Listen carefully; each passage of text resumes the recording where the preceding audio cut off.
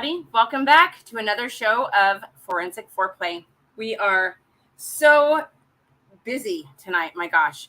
We've got a guest coming on. AK, lots of news, lots of things going on tonight. So let's get started. Let's bring on my co-host and let's kick this show off. Hey, let's go. Let's go. I got my Suzanne shirt on and all that. So ready for updates. Yes. Ready for updates. So this is going to be exciting. There's a lot of folks that are still following this, and we've had and that's, some we updates. want that though. We don't want to be forgotten at all. Yeah. So I actually ran into one of the family members. I think we talked about this last time. Yeah. And they were happy that we were keeping this fresh as much as we can. But there is stuff going on, and wow, this guest we have tonight. I'll tell you what, you talk about deep dive. We better watch out. We might hit our head on the bottom of this one. I mean, it's something else. And he's all excited about a new development. So let's see what we got here. I think he's back. He's back. He's ready to go because he had to change it, had a little wardrobe to take care of there. So we do want to welcome our guests. We have Facebook Live, which that is, it looks like our YouTube's coming through too. So if you're on YouTube, I do believe you can comment, and if you have a question for AK, put it up, and we'll see if we can't get it out there. We're on Twitter, Facebook, and YouTube. So hey, look at us go! We're big time. Busy.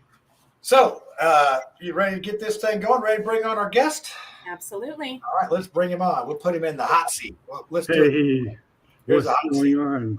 No, you stay in the hot seat, John. No, there you go. Nobody wants to see my ugly face. Well, I think DeeDee needs to be up there then. Yeah, well, we don't want the show to completely, stop, and everybody go off the rails. Yeah, we got to have some beauty to offset the beast on this show. So I wouldn't go that far. I'm old and I'm cranky. Hey, that's okay. I'm older and I'm crankier, so you're right. Good. I'll give you that. In fact, I think this is going to be such a good show. Usually during the show, AK, I drink at least one beer, and that's it. But I have two more on ice here because I think this is going to be at least a 3-beer show, and I do have the password. I'm old school. I want to come to your house. Roll up. And we live large here. I got Miller High Life for you, non-Pabst drinkers. Bluegills. Hey, we call them bluegills. So hey, Pabst is good for anything, right? You can put on cuts. That's a Midwestern beer. That was the first beer I ever had, and I was 4. Oh, that explains it. When you were 4. Yeah. All right, Dan. No, but that wasn't given to me by my parents. That was me being a sneaky brat. That's what that was. Yeah, you were supposed to go to sleep. Well, hey, I'm a Gen X. We started tipping the whiskey in our bottles whenever we were like 2. That's what we do. I think that's what's wrong with me. Yeah, that's what's wrong with me, I think. You turn out normal, you'll never be on a true crime show. You never. So it must be part of the prerequisite. At least not on the panel. Yeah, let's get this thing started here. So I just, I'm going to play DeeDee is our expert in the true crime here. I'm just the guy that asks questions like the typical layman that maybe never have watched one of these shows. I wouldn't say expert. I just try to stay up to date, and it's honestly, it's almost impossible. Yeah, it's very hard. It hurts your brain. Like today, like I had something pop up on my phone of a missing child, and I'm like, oh my God, another one. And I'd never seen her little face before, and I'm looking at her, and hell, she went missing a year ago out in Colorado. Wow. And my heart sank into my freaking butt. I'm like, well, where has she been? I haven't got anything about this little girl. So it's just, you try so hard to stay on top of things, but it's like. Yep, it's tough. I mean, there's just so many things that are going bad right now. There's a saturation of when you get to a certain level, you can only pay attention to certain number of things. And if you try to do everything, you're not going to do anything. Yeah. So, the focus is tough. It's like it's just this never-ending battle. It's like round after round after round, and the fight never ends. It's good versus evil. That's what we're doing, right? So let's do this for my sake here. I don't know much about AK. Give us a little bit of background of yourself and why you are such. You just seem so into the true crime stuff and trying to figure out these whodunits. I wouldn't say I'm into the true crime to try to figure out who done it. Listen, I want my dream. I've been a little bit about me. I've been in corporate America. I've ran $1.5 billion division. I've had a lot of employees. I've had startups. I've worked with lawyers. I've testified. I've taught interrogation. I've taught interview techniques. I've always been a PI as a side hustle because it's always been something that I've loved to do, and just being from an early age, not having the ideal childhood, you want to have the ability to right the wrongs that were wronged against you. So maybe that's partly what it is. But specifically on Suzanne Morphew, I was brought into this by somebody on a YouTube channel who was following this case. I had no idea about Suzanne when she went missing. I didn't know, find out about her for a month and like 3 weeks before I actually first found out about her. And it just grew. It just became something where I felt in my heart that we could take on. I found my first ever YouTube video, which I'm gonna show a little bit later, but I'm so not a YouTuber. I don't like being in the spotlight. I'm not that type of person, and I don't speak well. I do tend to get a little bit rowdy sometimes because I'm brutally honest, and some people think that that's a fault of mine. And I happen to love it. But when it comes to this type of endeavor, it aligned with my dream of having crowdsourced investigations. I think the more eyes on an investigation, the better. So if like missing people, if I had it to do over again, it would have been a lot different knowing what I know now, of how much information can be crowdsourced in such a short amount of time. We had my first video asked for volunteers. We had over 100 people email within the next 30 minutes to volunteer to help with Suzanne's case. And it's just gathering puzzle pieces before you even start putting them down. You have to gather everything, and that's what we were doing, is going through every detail and documenting and recording it. And then it began to come to fruition. The crowdsourced dream of mine has always been there, and it's just something that I felt really strongly about. And this is something that has turned into so much beauty, because people from around the world who have been touched by Suzanne Morphew in so many different ways and for so many different reasons have been essential in getting into it, understanding it, and saying, not just being the type of person that says, well, law enforcement won't handle it, or I don't have anything to offer. Well, that's the beauty of it with crowdsourced investigations, is that everybody can do the little piece, and that little piece might make or break what we give to law enforcement for them to handle. And that's it. So the reason why I went into that is I'm not out to prove a murder. That's not my job. I'm here to find Suzanne Morphew. That's mission number one for our Hope Rocks Foundation. That's the mission number one, is find Suzanne. We've helped others along the way, and I'm very proud of that. And we're going to continue to help others as we grow and as we learn and as we gather more big brains. That's why I've always been successful with things, is because I'm smart enough to know that I'm not smart.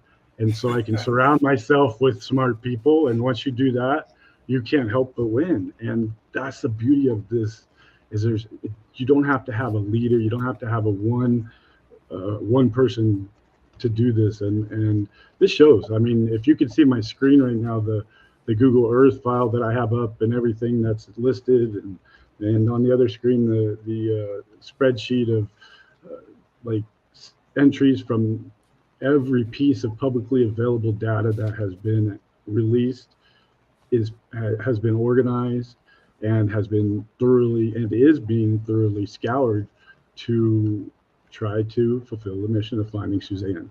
And that's that is one of the things that I'm amazed at, how you were able to obtain this and to go through this and categorize this. And and you've reached people all the way into Australia, because Louise Bart is on here, and she called me, and I called her back, and I didn't know that it would cost me $52 to talk to Australia for some few minutes, but so I'm invested in this show. Yeah, that was interesting. And then I'll help you out with that, sir. No, I'm good. It was worth $152 to talk to her. She was, she's a wonderful soul. And Australia, I mean, it's tomorrow. We're represented. Right? Suzanne has been represented in every continent, except for Antarctica.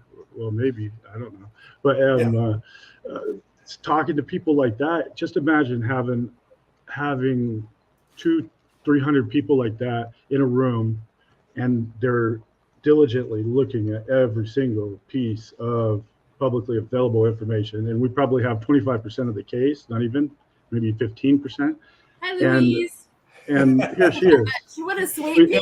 That's amazing. This is like halfway around the world in 8 seconds. Oh, I love that she's here all the way from down under. But I'll say, and then good day. Was she going to send us a Vegemite sandwich? I'm sorry, I can't, y'all. My little, his best friend in the whole wide world. His name is Charlie, and he is in Australia. And I always know when my son talks to Charlie, because he always comes at me and he talks at me like this. G'day, mate. Hey, don't even ask me for Vegemite. The vocabulary from having people from around the team, and when you correspond with them. Yeah, we pick up on dialects so easily. I've got one of my besties is in New Zealand. I got a dear friend in the UK, and I'll come downstairs. My husband's like, "Oh, I can see you been talking to so and so." I'm like, "Cheerio." Cheerio. I'm on a walkabout. Yeah, you should be married to somebody from Arkansas. So there you go. Get about 3 glasses of wine and my wife, and get her around a couple of her friends, and it's y'all this and y'all that. She could be my friend. Yeah, that's what I'm afraid of. So that's the cool thing is when you live all over. As a kid, I thought it was a bad thing having all these experiences. Going to all these different schools and such. But I have an accent that's a mixture of like the southern, south, up north, and my sisters in PA, and you talk like you're from Boston and park your car and stuff like that. So I sound rather weird. Right with you. I was an Army wife for 27 years of my life. Wow. And I've lived in the South. I've lived in the Pacific Northwest. I was born in the Midwest. So it's just a slew. And there's certain words, like when I say hot dog or pizza, it's just from being all over. There's just, certain syllables that hit harder, Right. You just can't help it. I'm dollars. Seriously, or I instead of the term, because I'm regarded as a wild card and whatnot, and I'm not one that really holds my tongue, so I might let the F word slip here and there, but but I won't do it on your show. I'm just saying if I type it out. No, DeeDee will. DeeDee will do it. No, put me out there. Okay, no, DeeDee, if you do it, you just say it's spelled wrong. It's spelled differently. It's Fookin. Yes. Because that's my Irish friend, Martin. He and I have spent hours on the phone, which I hate talking on the phone. I hate it period. Too. Like, text me and we'll talk, I can text for hours. Just don't call me. Right. But here I am. I'm doing that same thing. You have a 3-text rule? What's that? Yeah, if it takes more than 3 texts, it's a phone call. I do. Like, please don't call me. So let's get to the show. We got some people here wanting to hear what's going on. So DeeDee, I want you to ask the burningest question that you may have about this whole thing, and let's see what AK has to say about it. Okay. And by the way, everybody, we do not rehearse this show. So why do I get put on blast? And I can say that I cannot speak for the host or the co-host of this program. All opinions or things that come out of my mouth are my responsibility. So they are absolved of any malfeasance that may be interpreted by this. We appreciate that, but we ain't scared. There you go. So yeah. So I mean, let's get into this thing. I mean, I'm and I'm the guy here wanting to learn. Obviously I've had experience with Barry Morphew, but my experience. This is what got me sort of into this true crime thing, and honestly, this is really the thing I even follow. So I'm here to listen. So, and I will talk though. Don't worry. I'll have my share of questions. So, and then if you do, if somebody has any questions, let's see. We'll put the banner up there. We post the questions on the live feed for the show. So if somebody has a question that's, you watch for questions, John. You watch for questions, and I'll be interrogating AK. Okay, giddy up. Let's go. Let's go. Okay. We all know about, well, most of everybody in the chat, I assume, knows about Suzanne, the beautiful Colorado mom that went missing on Mother's Day. Went out for a bike ride, never come home. And of course, it does happen. We see it every day. Women get nabbed. We get taken out of grocery stores. We get taken out of our front yard. It happens every day. But there was something, just in my personal opinion, that just didn't. And it's so hard. You don't want to put personal opinions because everybody's, that's not factual. You're speculating. But you ever get that feeling in your gut that tells you something is just, it's like sour milk. It's off. You ever get that? It's just when we've been going through this data since we started the data project because the failed prosecution. When we took the power back from the law enforcement who personally let a murderer walk, in my opinion, that's when we got empowered, and that's when we started feeling that same stomach ache, and you're like, this is foul. And then the further you get into it, it's just gross. What they've done, what they've not done. It is just amazing that that we have this platform to actually crowdsource and talk about it, and people like you guys are interested in this, and we're all doing this for one reason, and that's to help bring conclusion to the families, and more to me, to put to rest a person who persevered through a lot of stuff, and her family needs to have that closure, and it's time. And I know that I'm watching the chat, and I know you've been on this case for a good bit. I started, I want to say it was probably about 48 hours. There it goes. That I slipped, y'all. Shit. I tried so hard to keep it under control. Damn it. It was about 48 hours after Suzanne. Because I'm on a Facebook group. It's called Locate the Missing. Okay, that's how I learned about the Delphi girls. And we get a lot of kids that'll come up missing out of Austin, San Antonio, and I love this group because they are on it. And you want eyes on these babies' faces. You want eyes on these women that are going missing. And it was one of my true crime groups that I check in every now and then. I try not to let myself drown in it. And this face popped up of this beautiful woman and missing Colorado mom, and I'm like, let me just kind of dive in a little bit. It was about 48 hours after that initial 911 call. Hey, Miss Nancy, I had my son was born in Colorado Springs, and that's when I started, just kind of diving in, and statements that were made. And it did take her husband a good long walk before he posted, hey, has anybody seen my wife? Which wasn't his idea. It was his nephew's idea, and that was is that the am I allowed Trevor to say? Noel. Yeah. Trevor, say his name. That was public record. It's Trevor Noel. Okay. That's a guy.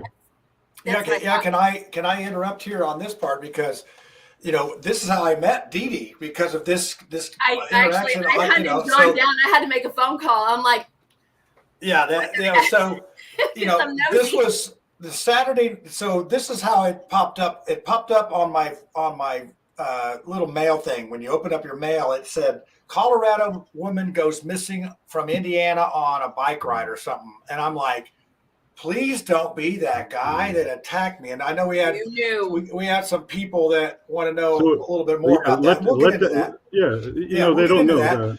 But so this is how I got into this whole thing. I just posted on my personal Facebook. This is the dude that attacked me on the job site, and I saw evil in his eyes on my personal thing. So the gal from Plunder takes that and puts it on her thing, and all of a sudden I get all these calls, and they want to do interviews.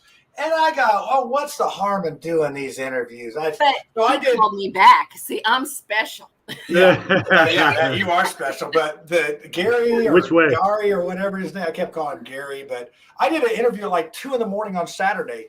So that very next day is when Barry did his thing. And if you look back, when I came out and I said, hey, this is the guy that he ain't no angel like you're all saying, man, that funding, it stopped. And then they really, they did that video that was, I don't know what that thing was, but, and then it just like everybody came at me from all different sides. So that's how I found out about what's going on here with this thing. So I'm like, wow, this is really crazy. Yeah. And then it's just been off the hook since, with trying, this stuff. And then I can see how people get involved with this. So there's how I got involved and why we're here today. It's like just, it's another Suzanne thing, hopefully it works out for the best.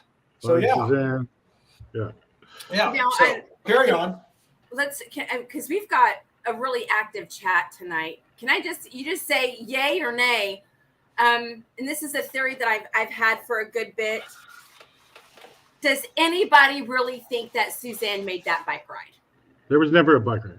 If anybody says yay, then they're wrong. No, there was no. I honestly, Lauren. My girl, Lauren. I had her on it like 2 months ago. We love you, Lauren. Lauren she's such a gem. I'm professional. Here I am with my whole fandom thing. I love Lauren. She's just a peach. She's got married. She's a newlywed. So bless her. Yeah, congratulations. Join us. She should be doing other things. But well, she's a newlywed and she's got a new job. Yeah. So Lauren but she is a bomb.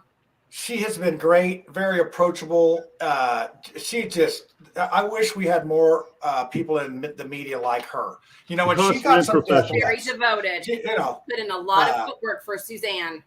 And she's had some, if I may say so, Lauren's got some balls because she done reached out to Mr. Morphew himself.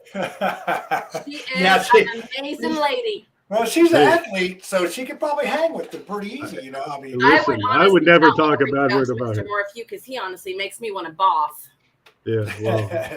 Well, so I'm sorry. This is sort of like a little reunion because we went out. I actually went out on the search and I met people face to face. Never a bike ride. That's right, Louise. It was interesting, and there's not a person. Why I can say this? I can say this because he stopped on May 9th. He stopped at the bike location for 2 minutes and 21 seconds. Literally stopped there, but with his GPS on his truck shows it. Telematics shows it at the actual spot. Within, if you just looked over the edge, your bike would be 10 feet down the ravine. His truck was right there. For 2 minutes and 21 seconds. The dumpster stops. How many were there? What, 5, 6? All right, let's dissect this thing one at a time. We could do this all day long, and I can tell you, but it could be confusing because I tell you, there's so many facts that we have on this spreadsheet. Yep. Without them all lined up with phone calls, the telematics, where was he, where was she? This fire that happened, that's why I'm not prepared and why I was ready to run out the door.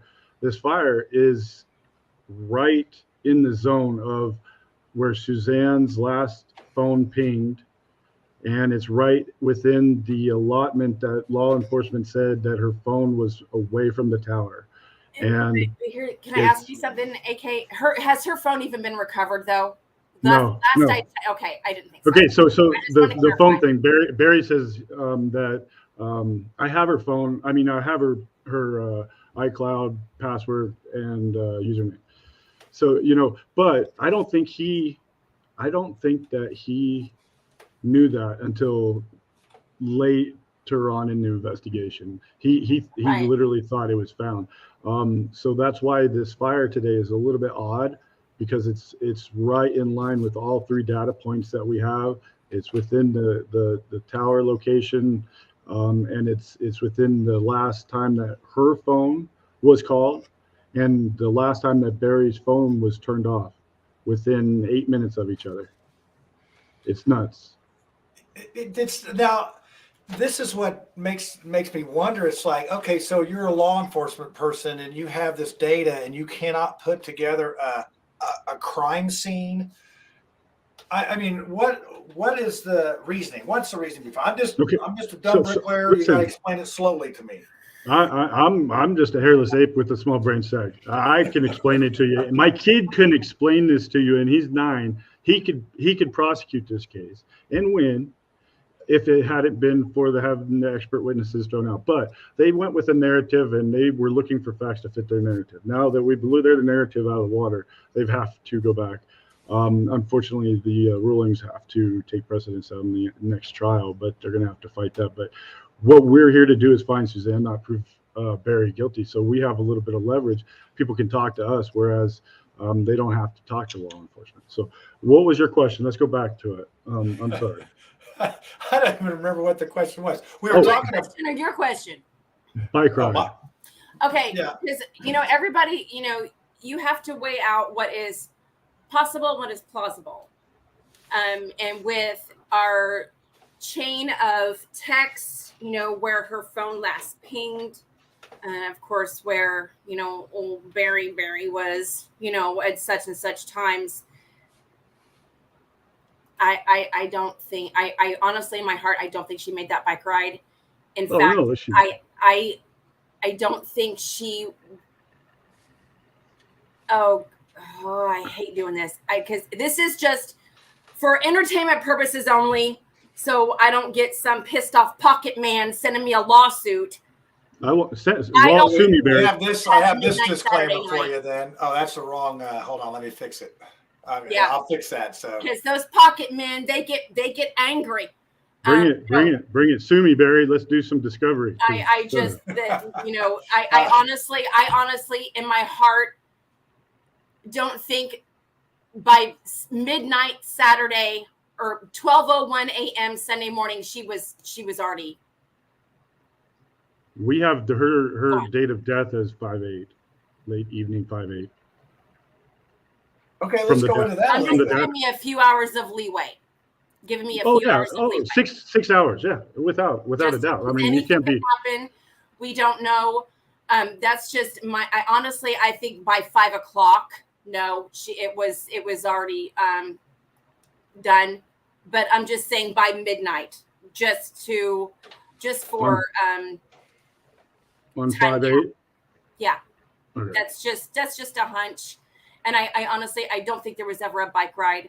I think we have a very angry, malicious, jealous, money-hungry, shisty person behind her disappearance that had other motives.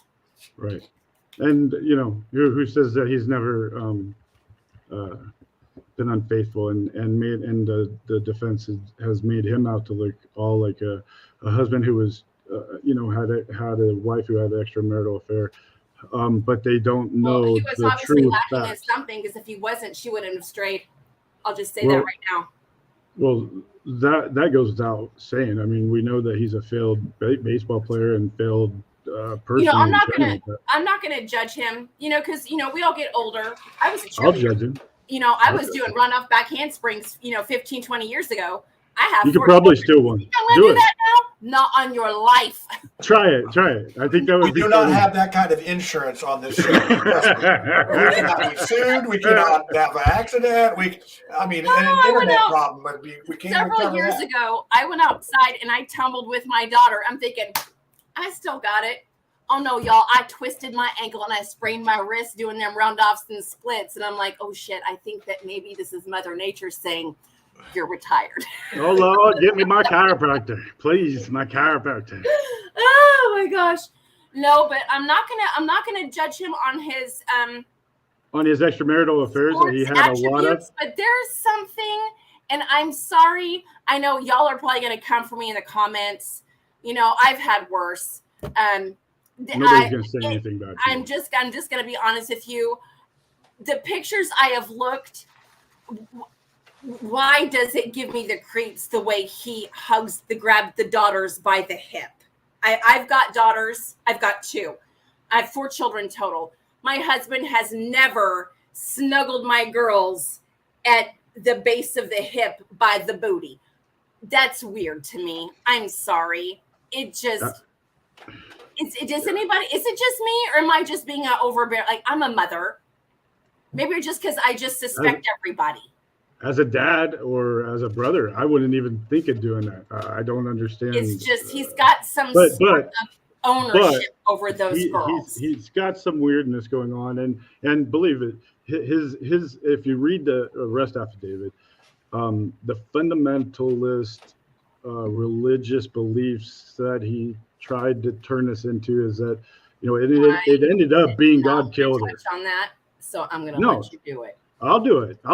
You because do it, buddy. It's his own words. Yep. Well, if she had an affair, then God was punishing her at the end. No. So I'm just saying, this is the type of family that you're being raised in. So you can't blame people who, you know, were brainwashed from an early age.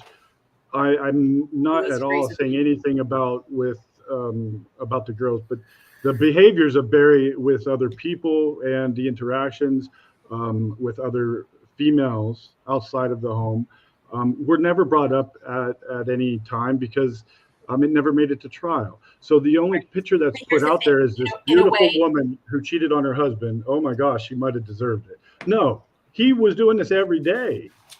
And there's something like how I knew that Lauren had gotten a hold of Barry, and he was going on. I've never cheated on my wife. I love Suzanne for this many years. I am sorry. I have been around so many narcissistic, arrogant men in my life. You cannot. I would put both of my boobs on the table right now to say that I know for a fact that he cheated on his wife. I have never cheated on my wife. And I would bet them. Absolutely. You cannot tell me that he was faithful to her. I was, I can say that he was very faithful to his wife. Oh, absolutely. You know, every comment that he makes, I mean, you tell what he's thinking because his head gives it away. I mean, he's a piece of work. But you know, the facts paint the picture. That's the beauty of this, is we can take him out of the picture, because that's exactly what needs to happen in my mind, because otherwise it gets way too personal for me and it starts becoming anger, and I don't want anger to cloud my judgment. I've actually, AK, I've watched you for the past couple of years, and I know you have grown to love Suzanne. Well, let's keep it in a good way, because you know, I was accused by a person, by the CM. I don't know if you guys are friends or whatever, but McDonough next to LE, he said that I'm only, and the way he talks down my nerves. Well, the only reason this AK's guy is on this case is because he thought. Okay, hold on. AK, he thought that he truly put that on me, that I was only involved because I felt like I was gonna. If she was alive, she would have loved me, and I was in love with her. So that's why I'm like, I don't mean it that way, sweetheart. I don't. I know, but I have to put it out there. I had to qualify. Absolutely, because I've talked to John several times. There's a case out of Indiana. There's a murder of 2 little girls, and I have to step away because I have 2 daughters, and you delve into these cases. And I grew to love these little girls. Like, yes. I loved them, and it was ripping me apart. So at some point I had to stop, because I don't even know how many times I buried my face in my husband's chest and bawled my eyes out, because it broke me, because I grew to love these little girls. And it's not in a creepy way or a motherly way. It's just I've got 2 girls and I'm watching them grow and succeed and do amazing things. And you've got these 2 little girls that will never have that. It has wrecked my soul as a mother. Yeah. But as a grown woman, I have grown to have this admiration for Suzanne. Yes. She had a sassy streak. I think she had a little bit of a sass that old Pocket Man wasn't prepared for, and it made him angry. He got a little jelly. Because Suzanne was beautiful, and honestly, little Pocket Man over here, he was so used to having her under his thumb. Yep. And whenever he was losing his grip, he lost his shit. She wasn't doing it his way. She wasn't giving him what he wanted. Well, the text messages that were shared between Suzanne, if you read that document, yes. If you truly go through those text messages one by one, you can see the buildup of how the relationship evolved. Had enough.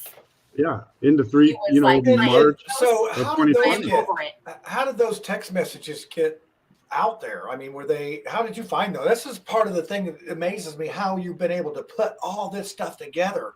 And I want to start getting into some of that data, because I think that's one of the things that I think really a lot of folks want to see your analysis on. And I want DeeDee to give her 2 cents as well. Every single thing in our my 2 cents turns into a quarter. Hey DeeDee, I think so. Bigger in Texas. We've never talked before, DeeDee. I'm sorry. Like, just so everybody would know. I'm in my husband's I love your office, passion. and I'm sweating. I am probably like glistening. Am I glistening? Not until you said something. I didn't notice. It is so hot, and I'm trying so hard to stay pretty. But ladies in the chat, I am sucking. It's so hot here in Texas. Right. Well, I'm just saying, I've never seen you, I've never spoken with you before, and I can see that you're a passionate and pathetic person, and that's what it takes. But you have to draw the line, and that's where I learned my lesson. Yep. You at some point have to take that little step back to get your scruples together. For because being... if you're riding on emotion, you're not going to have rational thinking. Right. And I've helped with so much stuff and dealt with dead bodies from natural disasters and help recover, people I've helped do a lot of things. This doesn't bother me, but what bothers me is just the fact that, this whole system let a woman down who could have been my sister, my mother, my wife, my daughter, my cousin, anybody that I know, my friend, or somebody who I empathize with. The system let this person down, because you can tell from the text messages. And getting back to your point, John, everything that we have put together is 100% publicly available. These were released by the courts, and all these big name channels with all the the millions of followers and all the thousands of experience of years and homicides. They had a chance to freaking go through this stuff and find this stuff before we ever even thought about it. Now, that's a little bit bothersome for me. Whatever. But when you do go through it and you put it together, I mean, it took us a long time. It took us a long time to put everything together and to double check and to triple check.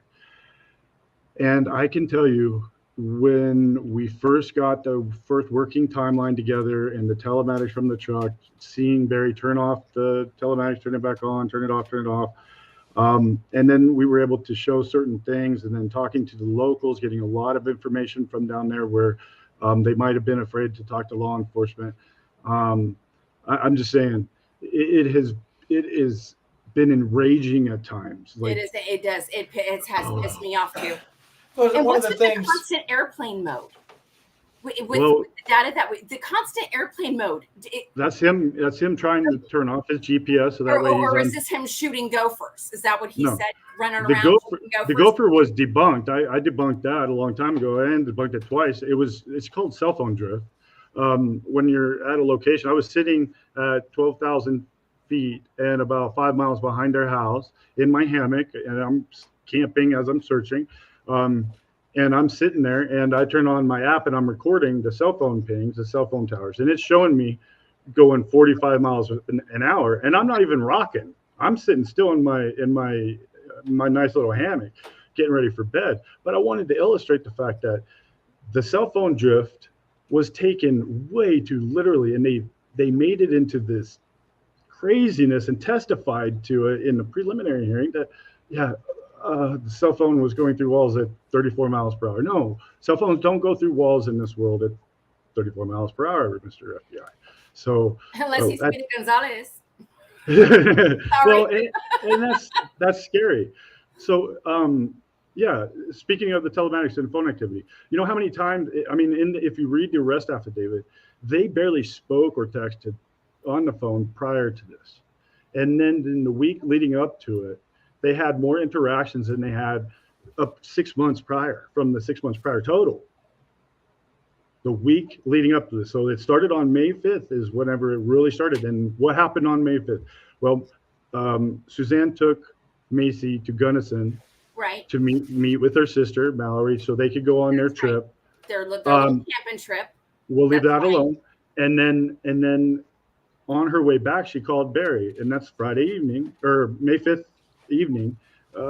There's a call from Suzanne to Barry, and then within 20 minutes. Was that Saturday or that was Saturday, right? No, this is May 5th. So we're talking a week before, or 5 days before she went missing officially. Okay. So May 5th. My dumbass is totally forgetting when Mother's Day is. May 10th. It like changes, but I go on a week. We got you. Okay. And I usually do too, but on this data, we had to go date and time format that was consistent. Because in the AA, they would say 1 p.m. or they would say 1300. I mean, they wrote this AA in a way that a fourth grade teacher would have taken them and pulled their pants down and spanked their ass back in the day, because you don't write like this. I mean, it's ridiculous what was written. But anyways, back to the point. Is you're going down through this timeline and you're looking at these messages from Sheila to Suzanne and Suzanne to Sheila. The month of March and into April, she was getting fed up. She was done. She was getting abused. She was telling her sister she's scared. She was getting belittled. And dismissed. There's a lot of stuff like that hurts. Yeah, and I think that if I could jump in here, I know one of the other family members, and I don't want to say a name because they would not appreciate that. But I actually, knew them before any of this happened. And they were concerned about the marriage falling apart. That's about as much as I feel at liberty to say. And that would have been in January. I don't want to give away too much personal information, but there was some issues in January of 2020. So if you just do the timeline ahead, things progressed. We're going to work this out. We're not going to work this out. And then maybe they weren't going to work it out. So that probably escalated. No, she said, no, we're done. We just need to do this amicably. That was on a t-shirt. We're done. We just need to do this civilly. Okay. And that was texted to him, and then he had suicidal text sent back to her. I mean, that's why he's a manipulator. There's no doubt. And I know we'll get into the part of where I think there's some folks that don't know about that, because we will. But this is an interesting question here from Laura, and she's from Alexandria. I met her in this, and she's a great person. She loves Suzanne, and she would do anything to help this case. So, like in OJ's case, the family went after OJ. Why doesn't the family do this in this case civilly? Is it too early, or? Well, in my opinion, there's two things. There's some things that you gotta take into consideration. Whose money are they going to be suing for? Are they taking away from Suzanne's daughter's future and the stability of it? And you also have to think, how is that going to look for them in the daughter's eyes as well? Because I'm sure they're hurting as a family, not being one whole group of Morphews and Mormons, and that's got to hurt the dynamics of the family. But I can't speak on that. I've never spoken with a family member closer than a cousin, and I haven't, except for Barry's done. Anyway, if I can chime in here, with Yes, other ma'am. cases I've looked at where the family has filed a civil lawsuit for wrongful death, those families that were able to file the civil lawsuit for wrongful death have had a little bit more of physical evidence, and oh no, time has also passed. I can tell you Very that recent. there's enough evidence in here to more than satisfy any civil court judge. You would think, but No, we're also I know. talking I've been different there. states. I've been here. It varies. It varies what states you go to. Well, You would think. I honestly think that Suzanne's family should file, but the discovery that's why I want Barry to sue me. Barry, you murdered your wife. Sue me.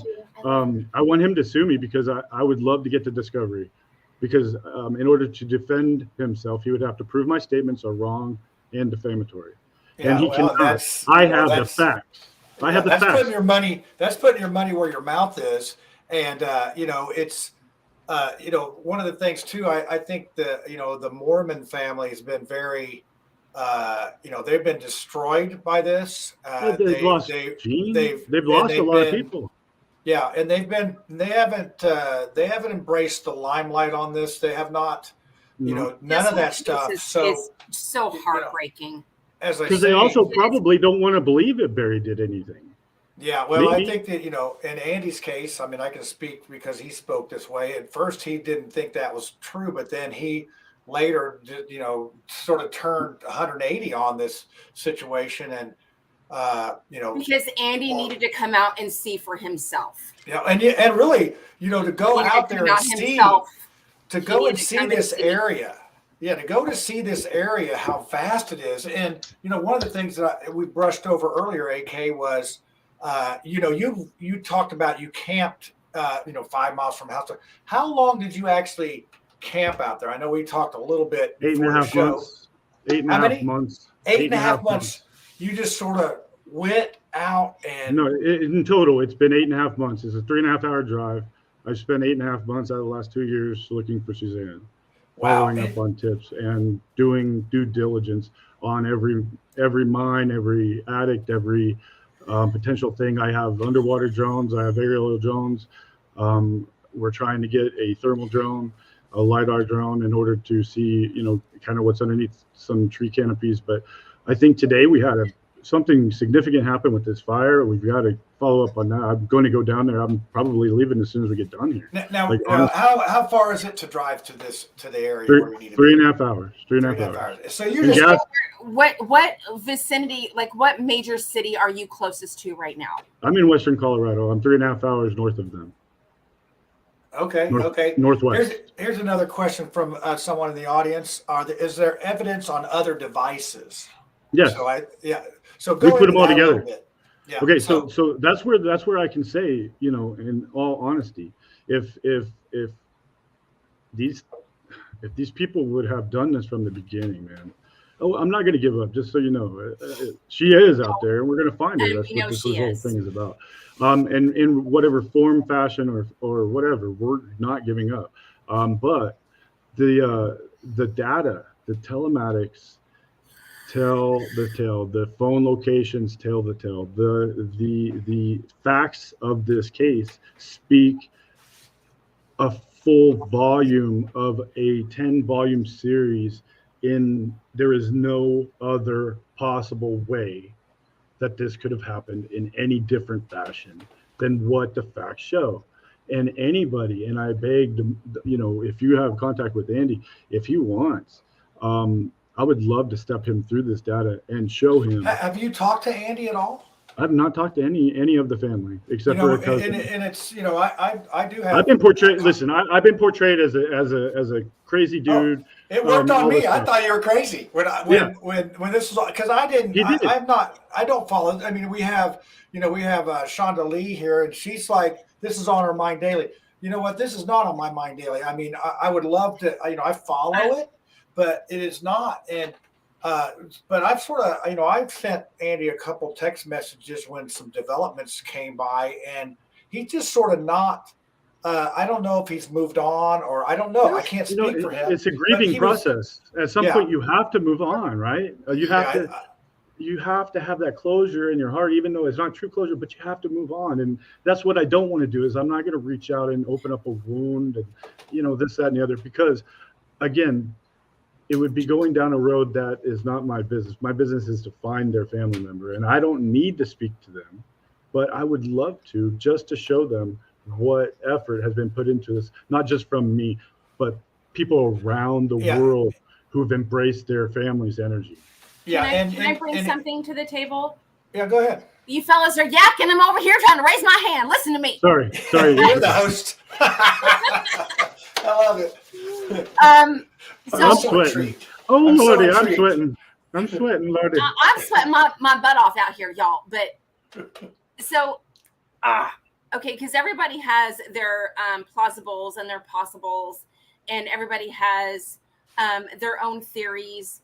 And I know we've got a full chat. The chat is booming, and I love you guys. Thank you so much for joining. This is so great. I love seeing everyone's opinions. And Matt, I've had dealings with Matt. The Adventures with Purpose. Yes. They came out and searched for her. Okay. Yes, and it's still up on their website. They could not find her. We were going to search an area that I now know would have been silly to search from telematics. No, but here's the thing. AWP, I absolutely love these men. I'm going to donate to these men. They're amazing. They're very skilled. Now, everybody just please. This is something that has been eating away at me and that has been festering in me for about a year and a half. Please don't make fun of me. Be kind to me, because I'm just a housewife and I have all these thoughts that run rampant in my head. Just what if, okay? Just hear me out for a second. And AK, if you think I'm absolutely bonkers, I am not going to hate you for it, okay? What if? This has been, and my husband's like, don't do it, doll. Don't do it. Don't say it. And I have to. What if she's not even in Colorado? What if he moved her to fucking Indiana? He didn't. That has been eating away at me. He didn't. I think for a while she was there, but I think he's moved her. He hasn't moved her. Whenever I spoke to him, he was truthful in his words when he says, I don't know where my wife is. I do. AK, I think he's moved her. He hasn't. Where is Suzanne's Range Rover? He hasn't moved her. She's been moved. He hasn't moved her. He hasn't moved her, but somebody I think you're a little closer on that. She's not in Indiana. And she's not out of Colorado. Have you looked at the financial transactions? Like, there is a trick-or-treat trail of candy of real estate transactions, even in Indiana. This is just something that has been eating away at me for a very long time. And I talk about it weekly with my husband. In fact, he's probably pulled out what hair he has left on his noggin. Well, DeeDee, let me go through the data with you for 3 hours or 2 hours. Just give me 2 hours of your time. I told you this was going to be a 3-beer show. Something tells no, me not for the show. Not for the show. She has been moved, and so I'm not completely not by Barry, not by Barry. She has been moved. Would it be PP loan money? No, the 50 what is it? $57,000 loan that's still outstanding. No. He has 9 employees. Mr. Jeff Puckett, wasn't he an employee? Did he get that PP loan? Or no, Morgan? He was. Morgan was a 1099 employee. Wow, poor girl. Isn't she? She's a single mother, isn't she? She is. And you know what? I had Jeff on my show. How crazy is this, right? I seen. Why? I always kind of thought that Barry was trying to maybe do a little slipperoo on old Jeff Puckett there. Well, there's a reason. There's a strategy. Somewhere. Yeah, there's a strategy, but he was really somebody who I'm going to speak Miss Dawn. again. I do think that she has been moved. I think she's been moved a couple of times. And Dawn makes a good point. How I do. I mean, how that's just so risky. in my heart, though. Is that because maybe from the initial happening to another worksite place, and then to another place. Now, whatever. The fact is that the data can show us where the first place might have been. The data can show us, and people's statements can verify with law enforcement where the second place was. And the final is also in statements if they spoke to these people. And I'm just saying, that's my goal. It's never going to become justice for Suzanne with the local law enforcement and the district attorney who was as I found some trash. I found Barry's trash in the jail when he was in jail. I found his notes and stuff, his letters that were sent to him, and cards and stuff that he was writing down for court and all the stuff. I found that cards. There was a lot of people. It's about this big, stacks of cards from Indiana. Y'all women out there love your little pocket men, don't you? No. It was lots of dudes too. But I'm not. A lot of dudes out there love pocket men. So the jail mail and his notes to the lawyers, his notes to himself. I offered to give them to the investigators, and they wouldn't take them. You know what's scary about that is there was some things in there that really need to be checked out, and I haven't put them out even for in the group because I don't want. He didn't have a cellmate, did he? Was he by himself? They separated him from the whole pod. Right. So now wait a second. Let me back up. That's just weird to me. Who has these notes? Chris Watts even has cellmates. You got those notes. Morphew gets all his own. I found the notes in the trash. It's weird. I got you. I got you. I'm not very fast, but I'm.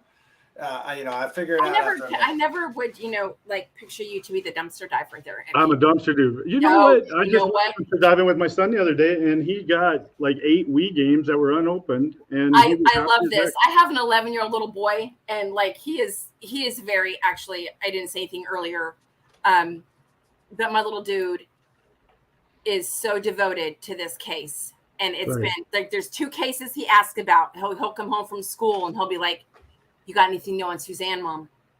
Or what about Abby and Libby, Mom? You got anything new?"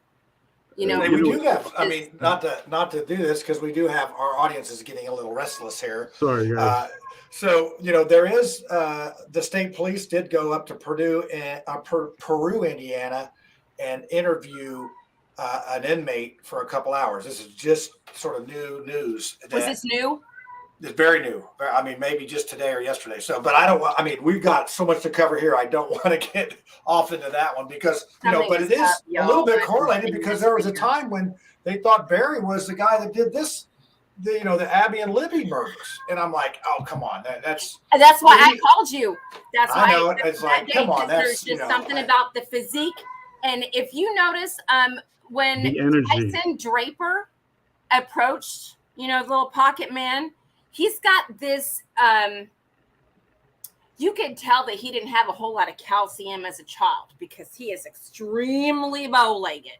Like he had a knee injury from his baseball career. This is a little bit more than it. He's got flat feet like Barney Rubble. Likely, but he also rolled his bobcat. We proved it. Did he roll it? I was not aware. My bad. The telematics proved it. We called it, and then it was validated from people that were actually on the job site that said, "So hold on a second. You guys know." I got a question. Just I'm being the audience member here on this. How did he not know that all this telematics was being recorded, or how? This seems very sloppy. I need a moderator. Okay, so as far as the telematics go, there's telematics on the truck. Okay, when we talk about the truck, he had a switch, which if you search YouTube for a 2013 F350 King Ranch Ford truck, you can see there's ways that you can put a switch and install it to turn off your GPS location and all telematic data. He had that in his truck, and you can look at the evidence photos taken on the night that they impounded his truck, the night of May 10th into the 11th at the actual Chaffee County Sheriff's investigation, Super CSI lab. There's a vent missing on the passenger side of his center console, and that's exactly where on YouTube you can see that's where you would put a switch to turn off your telematics. So up and until the time that he went to Broomfield, you're getting very small bits and pieces of data from his truck. Now we have his cell phone, we have other stuff, and then on May 10th, we have almost everything except for the drive to Broomfield and the drive home. Now there was 13 miles difference. Martin will probably be dying if he's here, because I see him. He's backstage. It says "was no bike ride." That's his name. That's his boy, because that, he stated that from the beginning, and he stuck to his guns, and it's true. We all know that. But anyways, he's the fact guy, and he has this case like it's embedded in him. He has taken every street in Salida, and he lives in Ireland. He knows every road, how to get to every place, and he has driven from Salida to Denver, both the front way and the back way, just through Google Earth, and he pays attention to his surroundings just on the driving function. So this man has an encyclopedia knowledge imprinted in his brain of this case. And if it wasn't for him, because I have a TBI, so I forget things. He always is like, he's corrected me. So if I said 13 miles were difference, he might be saying no, it's 12.6 or it's 11. They weren't living there for very long, though. They weren't there for very long. He had to scale that landscape avidly. They were not there that long. Wow. And they left Indiana so fast. We have pictures of the trailer. We were just talking about that the other night in Discord, how fast they left, and how he buried a sofa, and how he had holes all over his house or the yard of other things such as money and cash and whatever. But the biggest thing is, for me, if you take the person out of it and you just rely on the facts and the facts alone, right, you not only know without a doubt you are watching a murder transpire, you also get a sense of when and where, and you kind of understand how it was overlooked and why it might have been covered and not apparent to the investigators, had they even been investigators. In the first night, as they released the body cam footage from the day that she disappeared, that they say that she was disappeared. We had them bringing Barry in to the house, Suzanne's house. It's not Barry's house; it's Suzanne's house. They had it. I did see that. And they're looking for articles of clothing that she wore that day, so that way the dogs could have her scent and follow her scent, because they had bloodhounds. And I watched the cops put the articles in the baggie. They sealed. Wait, what kind of no? Where'd he get the baggie from? He asked Barry for the baggie. So Barry, with his bare hands, he went and he pulled out the drawer, pulled out the baggie. Dropped the cell phone. He also, yes, I noticed he had dropped the cell phone, like his cell phone. I mean, there was also a cord, like there was a cord. I noticed, and it happened so quick, and I could not get my computer to. That was a light. It was a light. We had it slowed down. I have it on my channel. It was a phone, 100%. It was, and it went into a saran wrap box. He gave like the like he kind of looked like. The side eye was like. You see that? I wasn't the only one that caught it. Yeah, I mean, everybody saw it, and as I was watching, I was like, "Whoa, wait!"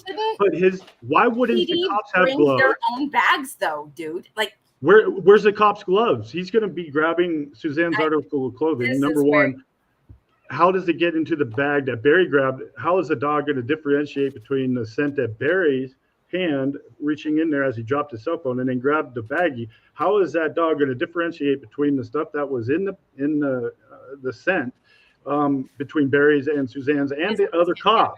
There's no way.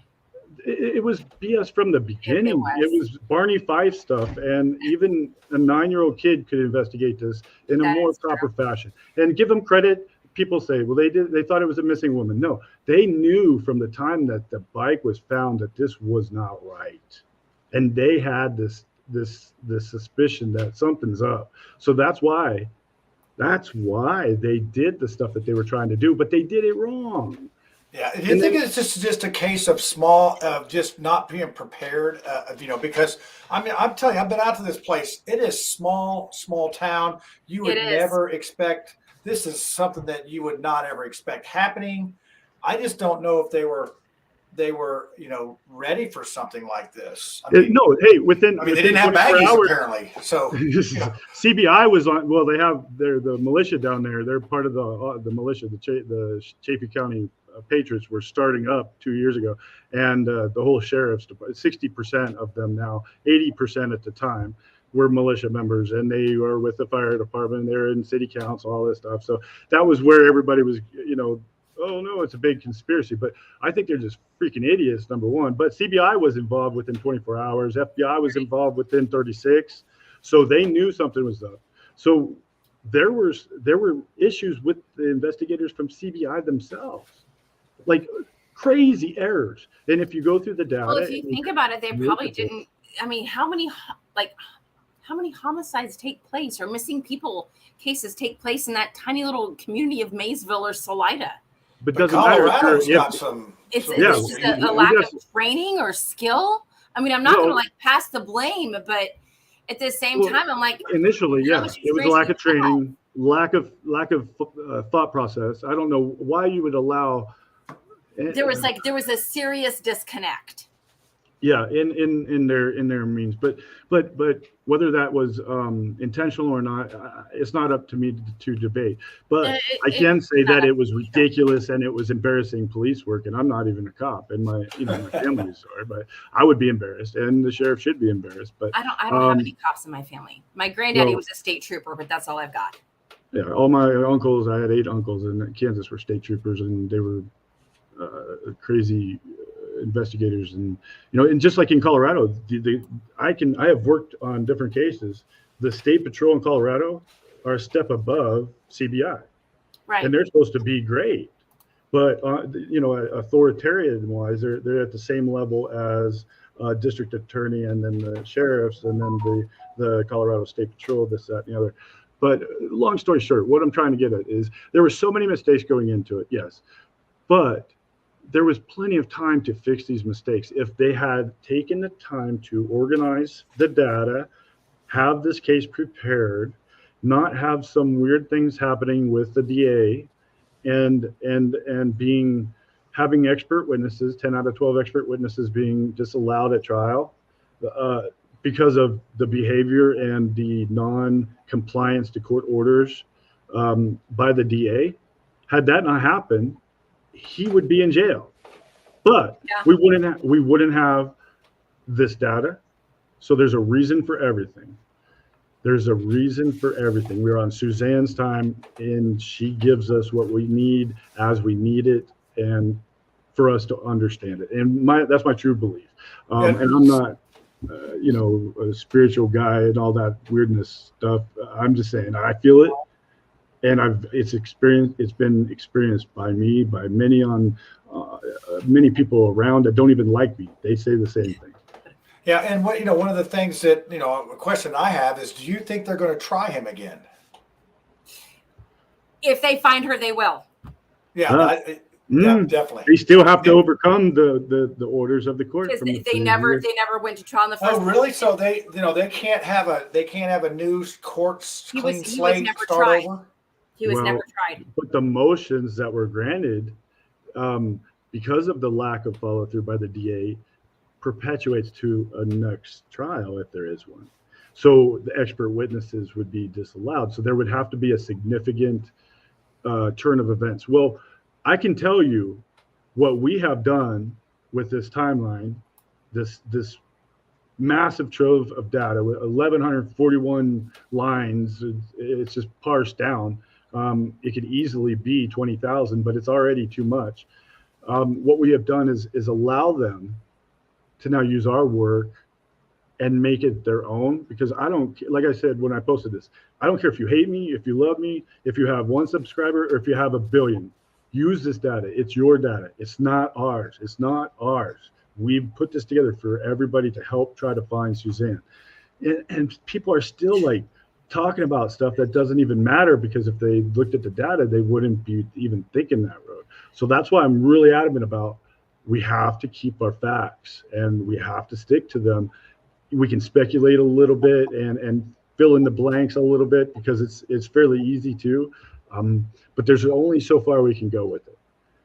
Yeah, well, this has just been a roller coaster of different things. The fact that she went missing on Mother's Day, and the fact that they charged him a year later, almost on Mother's Day, and then he was released. And hey, who else was there on the day of the arrest? Who was? An ex law enforcement, a person who's never traveled before, and he took his RV, super cop. He showed up the night before, and 48 hours happened to be there on the day of the arrest as well. How weird.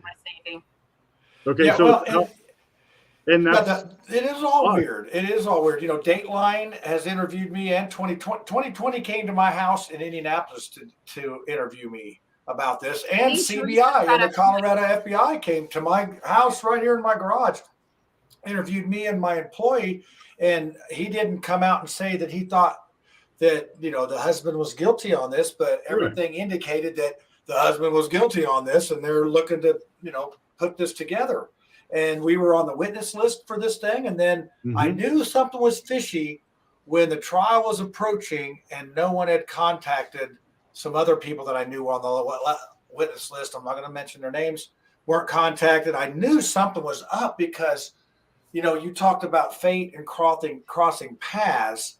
It is fate that we crossed paths on that job site, because I'd worked for that company for like 30 years.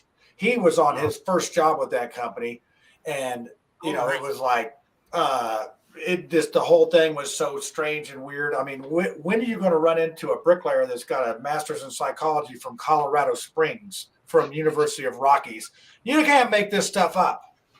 So we're here in this path together, like Lauren and Teresa, Matt and all these wonderful people, Annabelle and everything.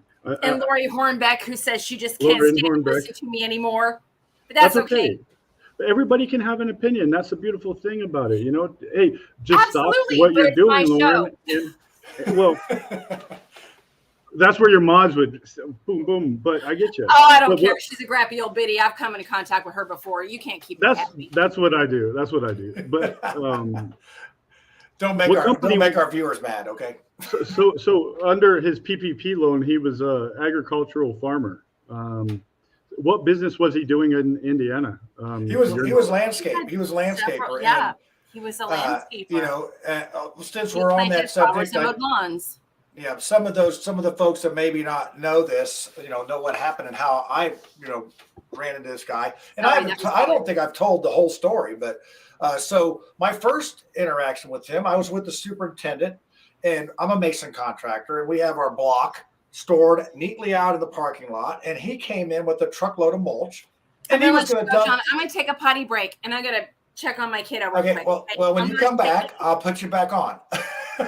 Okay, so see, look at that. I like produce and run the little buttons and all that stuff. Look at you, man. So yeah, but this is so he wanted to dump the mulch right in front of our block, and all I said was to do, I said, hey, I can move my block, whatever you need. And he just drops an F-bomb on me, and the superintendent's eyes got big. I'm like, man, this guy's really, first time I met him, and I'm usually fairly cooperative with people on the job if they want to use my forklift, whatever.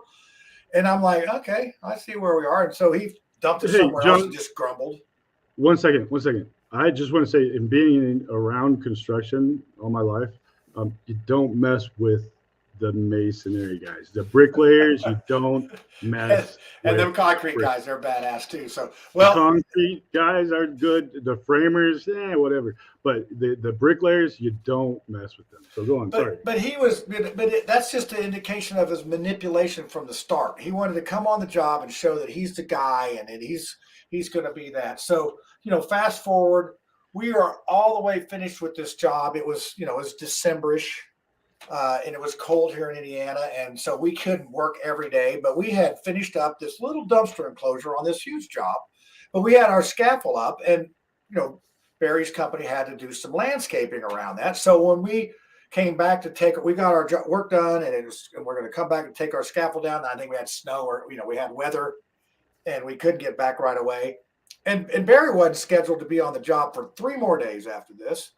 But he shows up early, and he had literally landscaped around our scaffold. I mean, I'm like, what in the world? I came in, I'm like, what in the world? I mean, it looked like our scaffold was a bush.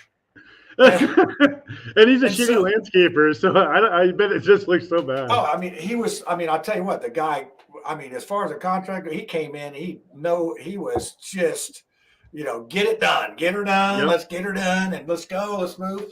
Well, this particular day, we got like 6 or 7 pieces of scaffold there.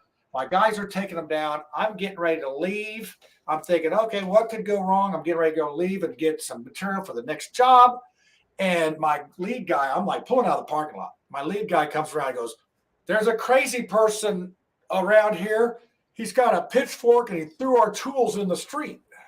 And I'm like, really? So I go back there, and yes, this was true. It was Barry. He was on a rampage.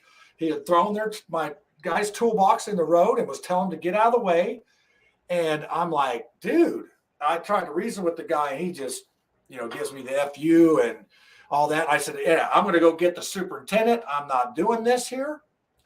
And he comes running at me, and I swear I could see little red beads in his eye. He was just going to rip my head off, and he comes and he body bumps me.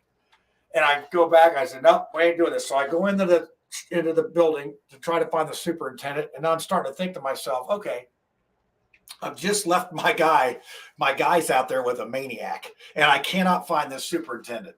He was, later I found out he was in the front of the building. So I go back out. We're going to get our last scaffolds out of the way. I'm literally on the last one. We're trying to get it.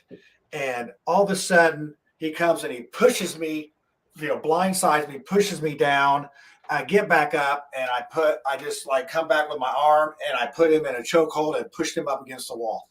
And he went from being a lion to being a baby. He started crying. It was like such a bipolar moment that, I'm just sitting there thinking, this is not really happening. And he was screaming and crying. I'm going to bring DeeDee back on. She looks like she's all good to go again. So I had to pee, and I had to check on my kiddo because he's like congested and all the nasty. My bad. All right. Well, that's fine. Don't want to upset the ones in the comments, the ones that, just can't listen to me anymore. Yeah. Wait. Hey, folks want to know about this. They want to know about this case. They want to know everything that's going on, anything that we can help with getting Suzanne found is what needs to happen. So, all this takes place. He tells his guys to call the police. The Whitestown police come down, and they interview him first. He swore I punched him, and I did not. I just stopped him from being a crazed maniac, and that was it. I have witnesses to the fact that I did not punch this guy, but he swore he was, and he was adamant. He was trying to manipulate this thing that I was going to jail, that I was the guy that started all this mess. I'm going to jail. So they interview him first. They come over to me, and this as a rookie cop, and she goes, well, we just got done interviewing Mr. Happy. Literally, those are the words she used. And I'm like, okay, this is what happened and all that. So no arrests were made. They leave. Now, this is the part where it starts getting a little more interesting. He just seems like a bully to me. Oh, he was bullied. He had already bullied the electricians. He had already kicked their boxes out of the way. Beat up the little kid for his Twinkies in the lunchroom. No. Put yourself in this point. You're a 100-pound female fighting cancer. Yeah. How would you deal with that? Yeah. And at that time he was doing steroids, which I know, and I'll say it publicly. Yeah, he's not on paper he should have kicked my ass, but you come after my guys, I'm going to get a little bit. Well, you're a bricklayer. Upset. Yeah. Well, and one of the things I literally, after all that happened and the police left and everything, I left that day, and I remember vividly thinking I would hate to be that guy's wife. And I could have said girlfriend or whatever, but I just knew that he was married to somebody. And what went through my mind was she gave him a cold cup of coffee this morning, and he was pissed off. So, fast forward to the Does he not know how to put it in a microwave himself, or his legs broke? I'm sorry. This was extreme. It was extreme. A woman is there to be subservient to the man in his eyes. Well, I look at it like this. I'm a stay-at-home mother. Okay, I've had 4 children. My husband was a service member. He works full time. I still stayed home. I bring him his hot coffee in the morning, but guess what? If he doesn't wake up in time to drink it while it's hot, whose fault is it? His. Yeah, Don't be an ass. Be thankful for what is done for you. So like John had to put him in his place. He started, crying and then wanted to get retribution through the police or whatever. You had to deal with that. That was crazy. And this was just over some scaffolds, so I could imagine if something else was going on. And honestly, I have maintained, did this guy murder his wife from that interaction? No, I cannot say that. All I can say is he had a very short fuse, and he was manipulative, and he was manipulative in the heat of the moment. It was just, it just puzzled me. So, fast forward to the search. I'm with Jeff Lilly, and his wife was out at the search, and we're out searching, and we roll by there. We're going by there, and Jeff goes, "Hey, if Barry's out there, would you want to talk to him?" I said, "You know what?" And I said, "I'm not gonna, I'm not gonna pursue this guy. I'm not gonna." But it was bugging me. He's not invited to our tea party. Yeah. What was bothering this guy that day so much? It just bugged me, like DeeDee was wondering about if she's been. It just bugged me. What in the world was really? I had a lot of questions. What's eating Gilbert Grape? I'm like, so we roll by there, and he's there. He's sitting there with his Bobcat in his truck, sitting there. And I said, "Stop. I'm going to go over and talk to him." Now, I caught hell from people because they were like, "Oh, you're just going out there to confront him." No, I said, if there's an opportunity to ask him this question, I'm going to ask him that. So I went over, and he asked to know. I mean, he acted like he didn't know who I was. Oh, and, I call bull on that. That's just I do too. There's no way he didn't know who I was. I just don't know that. And we had a conversation, and I asked him, "Hey, what was up that day?" He says, "Well, I just was having a bad day."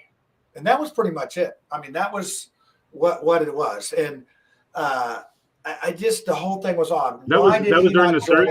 Yeah, why did he not join in on this search? During the search, you asked him that, or was this? Oh, yeah. In fact, Jeff Lilly's got a picture of me. I thought about in Colorado. In Colorado. He got a picture of me talking. You got some balls. Good job, man. Well, I mean, hey, curiosity kills the cat. And I was just so curious about that because that's the psychologist in me. It's like, what makes people behave in certain ways? What was his words again? It was he was having a bad day. I was just having a bad day, and we talked about things, and we shook hands, and I said, "Hey, I in his eyes, he looked like he'd been ridden hard and put away wet, and he was in his own prison of nightmare of whatever." And I'm like, here's the thing.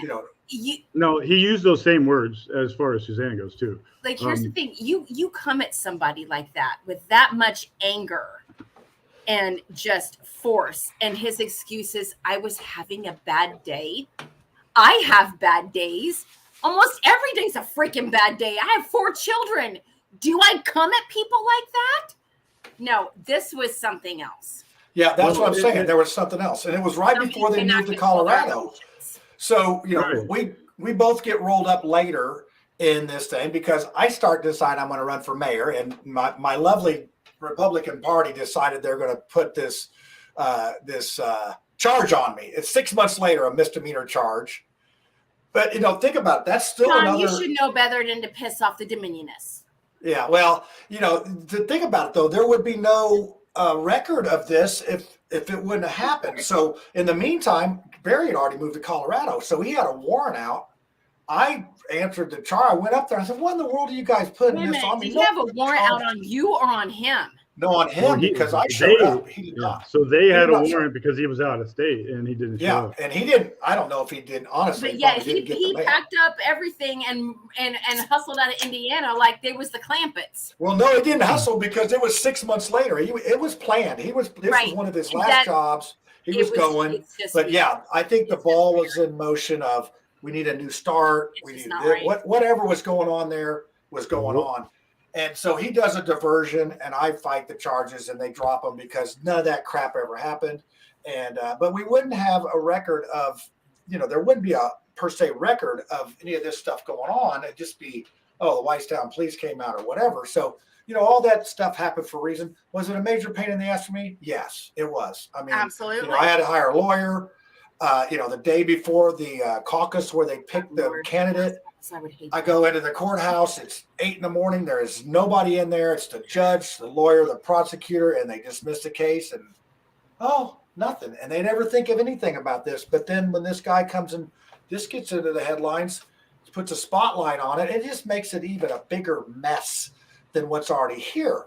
And and I see a lot of folks online that have their opinions and this and that. I want those opinions to listen. This is what gets me. Anybody that believes Barry Morphew is innocent, spend some time looking over the document. And if you still believe that, give me 10 minutes or give Martin 10 minutes with you. And if you're still a believer of that, then you're certifiably way out of our league as far as mental health goes. We can't help you. That's Teresa, not our specialty. I see you, Teresa, and I'm got some questions. It's not even questions.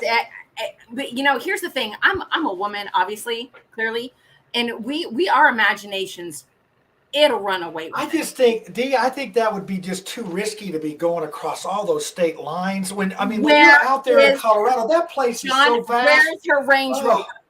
Who bought her Range Rover? Well, somebody put that in there. Somebody had put that in there. So, you're the guy. What do you have any information on that? For so damn long. And here's the thing, like they're I was telling my wife, when we pack up and move, we pack up and move. Okay. Why would you uproot your children and one of them, your terminally ill wife and move her away from her doctor on a whim? Well, I might have my own suspicions. That doesn't make any sense to me. And I'm not going to get into them. Man, that's the thing. So many layers. There's layers, and some of these layers are very well documented and they're known by certain people. But it's just some stuff that you just don't talk about, and it doesn't help us with the mission of finding Suzanne. Which brings me back to, I've had more people come and say, "Wow, I always thought," and I was a firm believer from day one, that you guys were just making this guy like demonized and you guys were just crazy, just going crazy with what you say, believe us. But now that we have this out there, people's minds are changing. Yeah, and that's the thing. So let's go into that development that you had today about this fire. And, when I was on the search there by the Morphew house, there was they do these controlled burns. Yeah. And it was just very interesting. I mean, like, you know what? That could have been a perfect place to do something, bury somebody and burn a fire over them or whatever. And these fire pits were fairly fresh. So, right. I mean, I don't know. We have all the fires. I have all the fire department. Chaffee County Fire Protection District isn't a state funded, or it is a state funded, but it's more of an agreement between two counties. So it's a fire protection district. So he was a volunteer for Chaffee County Fire Protection District number 5. They have, they don't follow the CORA rules, Colorado Freedom of Information.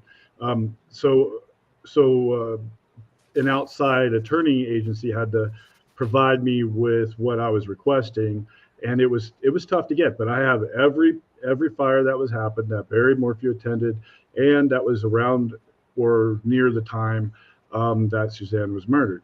So that way we could eliminate certain things. So as we've been finding data, we've been trying to obtain more data to get the data that we have kind of moved out of the way. So that way it kind of clears up the fog. And what we've been able to do, and with Martin's help, we have narrowed it down to a very, very, very, very small window. Within, I'd say, I would bet everything I have within 9 hours.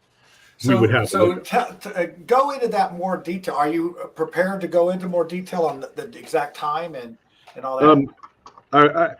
Once I understand what's happening with the district attorney's office in Chaffee County and in Colorado District Judiciary 11, then I would 100% be more prepared. Okay. All right. Well, that's fair because I know as soon as I knew that there was going to be a trial, I didn't comment on anything. I didn't want to jeopardize anything. And, at this point, who knows? But here's a question from our audience, Dee and AK. Do you believe that from the text messages I went through some of this stuff and you're the data expert. Do you think that there was that he knew what was up? Hey, if we could pull Martin up, if he's still backstage, he's 7 hours ahead of wherever he's on here, but he's got no visual. Let me let him know that we're going to put him on, so he turns down whatever he's on there, so if you can get him on there. So Martin, are you around, buddy? Hey, mate, are you asleep? No, I'm here. This man is calling. Hey, you are live on the show right now. All right. We're talking about I gave him an introduction to you, and we were wanting to talk about some of the things that were being said about what it was again there, John. The question was, did Barry know about the affair? Yeah, and I would love to hear Martin's take on this. Yeah. Nothing. I'd say 100%. Oh, sorry, am I muted? Yeah, no, you're good. We're hearing you. Yeah. I believe he did know about the affair. 100%, yeah. So how do you deduce that? Well, he had a phone. He got a phone. He borrowed their phone one time to say that he wanted to call Casey, who was a worker, and that's in the 50 grievances.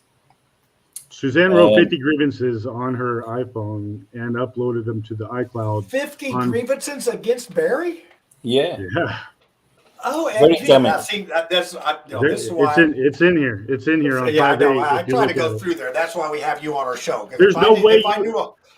Listen, we couldn't go through or a quarter of this in 4 hours. So no. I don't understand anybody going through this. I don't. Yeah. 50 grievances of Barry. Man, that woman had some patience. I mean, she had some patience with a situation that I don't know if any of us could understand. It's not even patience. It goes to show you how devoted she was until he broke her. Yep. No, keep going with your analysis there, Martin. Okay. Your brain. Yeah.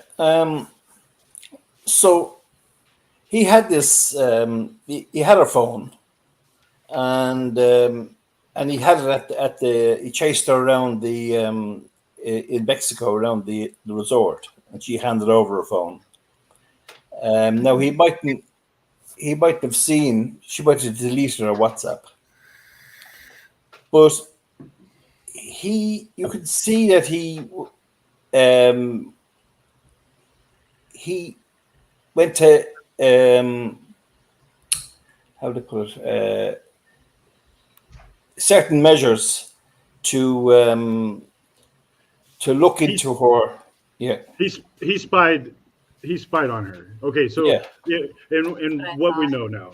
So he didn't have her phone cloned. He didn't have a cloned phone like I thought at first. I got myself educated. So I talked to several different people who deal with forensic analysis of phones and how they work and how these things would come about.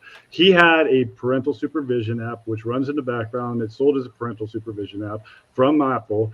And it was downloaded. And what it does is it takes all the information, every keylogger. I mean, it's a keylogger. It's a picture. You can turn on the camera front and back. You can turn on the microphone. And it's all web-based. So on any computer or any phone, he could duplicate exactly what she was seeing or saying. And that was installed just prior to the 8th. So he wasn't for sure on who or what have you. But he 100% knew that there was something. So the timing was around that time. So he didn't know a long time before that. It was closer to. Well, he had suspicions, but then he got confirmation. Well, there's a person who actually has a business in Salida. It's called the Apple Doctor, and that's happens to be when they pulled the telematics on Barry's truck. That happens to be the last entry that it connected to Barry's Ford Sync in 2013. Yeah, Orion. His phone, his iPhone connected through that thing. So he had some specialist with iPhone knowledge and iPad knowledge to help him, because he's not the smartest man in the world. But that's why I think it was maybe 3 or 4 days. Now, Martin might have a different theory, but he has suspected it long before that. Well, Suzanne said in the grievances as well that Barry knew that she was doing FaceTime in the bonus room. So she thought he was spying with the camera, which he could have been doing as well. He bought a mini cam, one of these very small cameras. They found the authorities found it in the bathroom drawer. They didn't find the camera, but they found the all the packaging and the details of it. But she knew that he was knew that she was on doing FaceTime in the bonus room. So the bonus room is a room that's not their bedroom because they didn't sleep together. Yeah. Really? And how do you know that? How do you know that? Hold on. How do you know that? I thought it was fairly common knowledge. The boyfriend. No, I'm not common knowledge of anything. Hold on. They didn't. What? Oh, for fucking sake. What do you mean? I'm sorry. I'm in my husband's office. All speech is out the window. What do you mean they didn't fucking sleep together? Are you joking me? No. They didn't share a bed? The boyfriend said this. The ex-boyfriend of that she would just please him, keep him, not starve him, basically. Well, nobody wants to take the sheets to find their men. So that pocket man, I can understand. You guys are really. I mean, I'm telling you what. You know how many. You know all these different things. You know. Now let's go into the. Now she had this spy pen thing. You know. So what? Yeah. What now? Why? What happened on that side? Was she trying to catch him, or yes? What was shook right now? She was trying to catch him. So, but he didn't get caught on the spy pen. Is that correct? Well, he got caught. He got caught listening to crime. He got caught listening to a woman. A woman got who was taken off her bike. You know, very similar. He's into true crime. Barry is into true crime, John. Of course he is. He loves shooting elk and deer. Well, all us construction guys are. As he's driving, he likes to listen to these true crime channels on podcasts. And one of them was a woman who disappeared on a bike ride. That was one of the last ones that was recorded on the spy pen that Suzanne had planted in there. Yeah, go back to that. You know, I saw where the bike was found, and I'm a cyclist. I've won a bunch of bike races. I know how to wreck a bike. I'm pretty good at it. Honestly, Allie, I don't care if he's listening. I don't care. But, you know, the way the bike was, if you were going down that hill the way they said she was, you would wreck on the outside. You wouldn't go inside unless you were like shot off. You know, just the whole mess. And she always. Well, listen. Number one, she doesn't go bike riding on the morning. She always took her pictures on Instagram. You could go back and double check it in the afternoons. So and she would take her car. Did she not drive? Did she drive to the bike ride? Yeah. So you know, so that you've got that, and then you forgot the fact that it's early morning, and you know it's just total horse crap. Here's another theory. This Shonda Lee, she's like Shonda, jump into our Discord, and we love everybody's input. She's on it. She knows every aspect. If any of these people who watch this, we welcome you to the Discord. Linda from It's a Crime in here. I can't stand Canadians. Hey, don't make the Canadians mad. I don't care. I want everybody to see no more Molsons for me. Listen, for me, the more people that see the truth in this data, if they look at this data McDonough objectively, loves Linda from It's a Crime. So I know, and that's where he first slandered me and told mainstream. everybody that I was I can't stand the into mainstream. child pornography and stuff. So Chris let's talk McDonough about is crazy. the plunder. What do you think about the? I love plunder? Pamela. Plunder, Absolutely Paula love her. is I think awesome. she's a sweet pea. Yeah, so, and that she's the first one that took my Facebook and put it on there. And I was like on Plunt, and I'm like, what the what? So, but yeah, Paula's She's dope.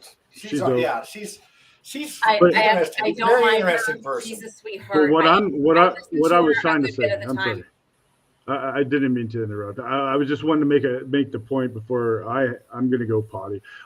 I just wanted to make the point that we have set up a Discord, and the links will be put in after the show or something, or at least to the documents, because I put the links to the documents on archive.org, so that way people wouldn't think that they would be downloading any, now can they get viruses these off of I got your it's Discord up there. Yes. And then we also have your YouTube. And then if you want to contact AK, there's your email. It's pretty easy. Just remember Hope Rocks. And let's take a second here. That's your organization that you're trying to set up as a nonprofit to help for all other cases, because you do other cases besides Shonda, what do you mean that Shosho is now out of the picture? Well, they say that because she's no longer friends with them on Venmo. So any of them. Whoa. She's no longer friends with Barry on Venmo. So was this a Venmo love affair? Well, that's where this started. So. Oh, for fuck's sake! Oh my gosh! It just I don't even know. So I mean, I'm already on my third beer, so I know that this is. I told you, like we talked about, we could go on for a series of 5 months on this if you wanted to. Well, and this is what's so crazy about daytime soap opera. Oh my gosh. Okay, so here's one more thing before I go pee.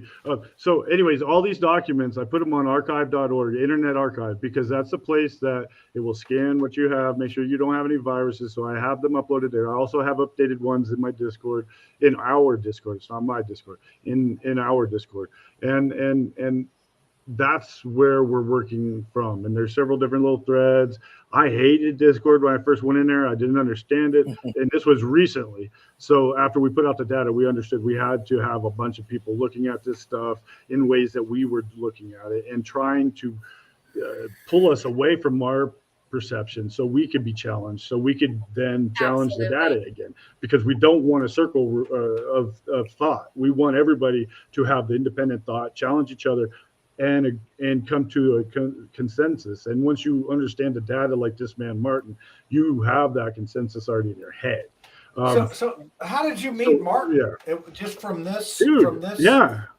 He was on. He meant some mentions. I don't even remember, Martin. How did we even hook up with this stuff? I think you emailed me, I think, or I emailed you, maybe, or I can't remember. I probably emailed you begging for help because I'm too stupid to look at this stuff. Come on, brother. You gave me some good information, but then I was myself and Daniel were doing stuff at the time, and Daniel was giving you hate. So I think you didn't. That's where it was. Yeah, that's it. You didn't think you moved away from me then, and I said, "Well, because I had to separate myself because there's a lot of people that hate me, and I'm okay." Oh, I know, I'm okay with that because listen, I'm not here for me.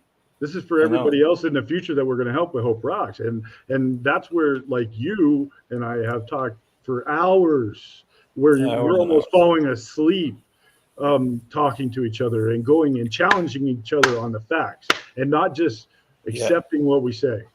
And we get so much done with that. And then we see that in Discord, and it is such a beautiful thing. And Suzanne is the one that started that. So Suzanne Morphew's Hope Foundation, and me, I like rocks. Rocks help save and bring up my life. So I like lapidary. I like making, rocks pretty.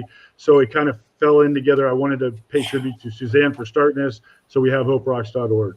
And that's where the future of the crowdsourcing will be. But for now, while we're learning how to best manage cases from in the middle, it'll be easier as we go forward when we're managing it from the start. So that's where we're using Discord as a trial and error type of thing. So where we can see how people interact, how they tear apart, how many people, what percentage of the people will actually look at the data and try to understand, or will they just keep going with their preconceived notions and not try to feed into the discussion or just interject BS, or how many LE, because we have Chaffee County Sheriff's Office in there.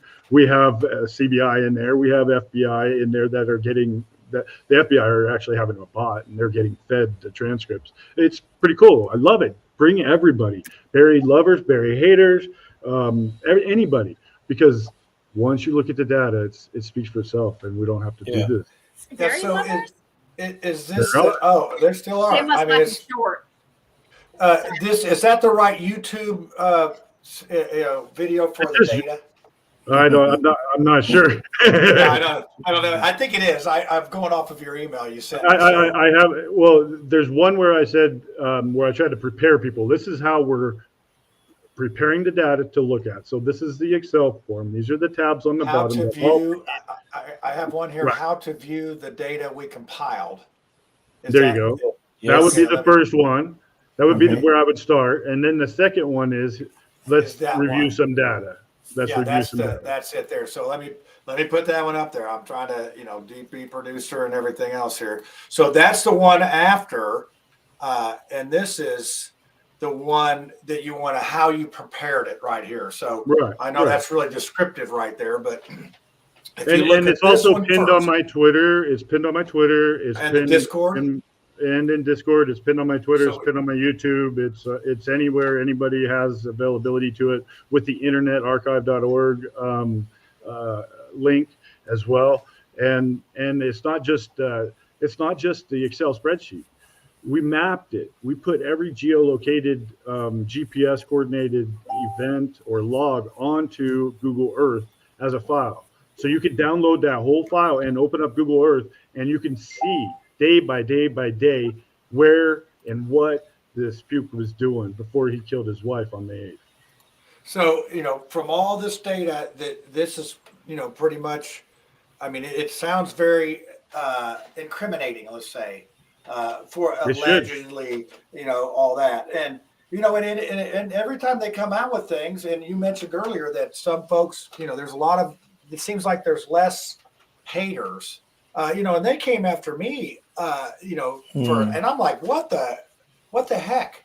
I don't, I just was telling what happened. I wasn't, trying to be famous or whatever and all that. So, all right. So, hey, you're on the spotlight now, so you can ask some.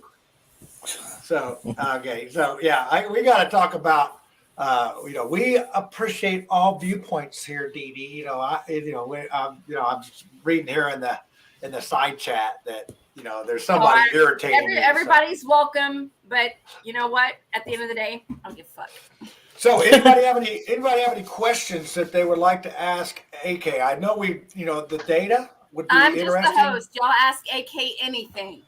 Yeah. So, but man, this has been interesting. And, we're still going. This is like our longest show that we've had. And AK had one. I already had to take 9 hours. To take care of my show baby. For 9 hours. AK. So now you're in England and no, Ireland. Ireland. Okay. Yeah. I actually have a friend of mine in Ireland right now doing a bike ride. It's in my spin class. She 3 years ago she tried to go, and they've postponed it till now because of COVID and everything else. Right. Yeah. But she's over there riding up there. So her name's Becky. So if you see her, say hi. I'll say hi. That's it. John told me. So what's your take on this? My take on it. Well, as Kurt said there, it's May 8th. It happened on May 8th. The story that they wanted us to believe that she was murdered when he came home from work on Saturday. That was all because of the pings around the house, and they had a theory, and then they built around the theory, and we all do that. We're all guilty of doing that. But it didn't sit right with me. The things that didn't sit right with me was the Facebook. Suzanne making 23 Facebook requests, you know. Oh, yeah. I know what he's talking When was about. that? When Yeah, was I know what that? he's talking That about. was that started on Saturday night about 9 o'clock. Saturday. Yeah. Oh, sorry, Friday night, 9 o'clock. And then again on Saturday morning. They continued on Saturday morning. But Barry was making those requests. And you also had the Suzanne, Barry texting Suzanne about going for a bike or a hiking or biking. That never happened. You know, there's no way she wanted to be with him. When she sent, they had a big argument on Friday morning, but she also sent him on the 6th, Thursday, the argument where she said that she was done and she just wanted to end things civilly. And she was very tactful. Yes, and if you look from then on, it was an escalation from Suzanne. So she was saying, I'm done. And then they had a big argument on Friday morning, which I believe was she sent him her 50 grievances because what she done afterwards is she put them into the cloud so they were secure. So, and then afterwards, I wasn't aware of the grievances. I know. Oh, you want to read them? Exchange words. Where can we find the grievances? Where could someone find those grievances? You would find them in the AA. That's a big ouchie. You'd find them in the AA if you. I'll give you the page in the. You don't have it memorized? The page? No, I don't. This man can tell me. No, it's on page 23, down about 3/4 of the page. You look right there, you'll find it usually. When it comes to anything that I ask him. But it's damning, really damning stuff in this, and hurtful to Barry, I'd imagine. And so that was on the May 8th. Then she spoke in the morning, early in the morning. That was very early in the morning, about 7 o'clock in the morning. This happened, and then she spoke with her sister by text message, and basically she told her sister things that she'd never told her before about the marriage and about Barry being abusive and everything, which was alarm bells big time. And the other one was that just before she texted her sister, she said to Barry, I'm sorry about not doing the books for what's his name, Rob Mazzell. Yeah. And basically, I will do the books. I will continue doing this for you. Basically, saying I'm going, but I'll still do your books for you. You know what I mean? She was spelling it out to him that she was going. So this was all on. I will admit that she had it. What? Sorry? I said I will agree with you, Martin. You can tell by her text messages that she was just washing her hands. And she was very civil. She was very civil. She was very civil. Hostile. She was not hostile at all.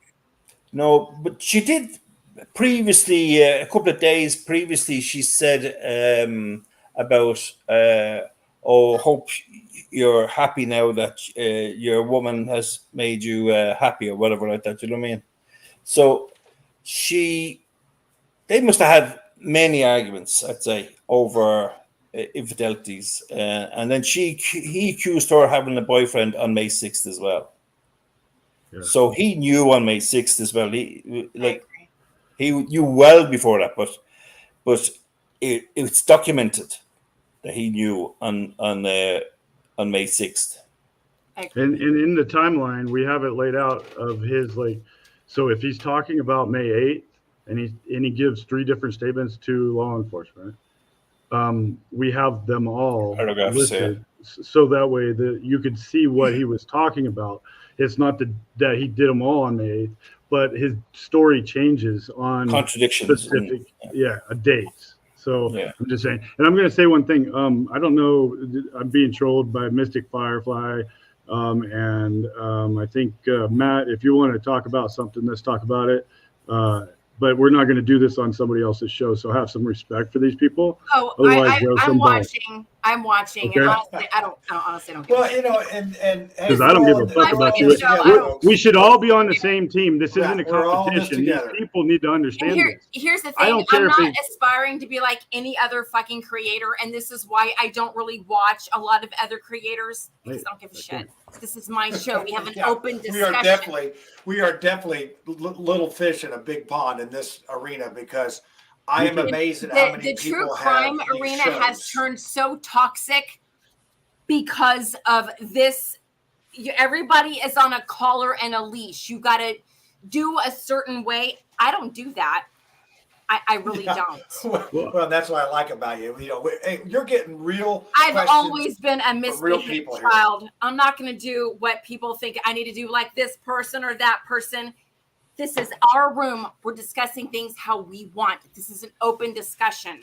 Nothing is edited. We try to respect I'm sorry for bringing that up, but I'm not. No, it needs to be addressed. It needs to be addressed. You address it in the right manner at the right time. If you want to speak to something, if you don't believe something, if you don't like something about it, then you speak to me.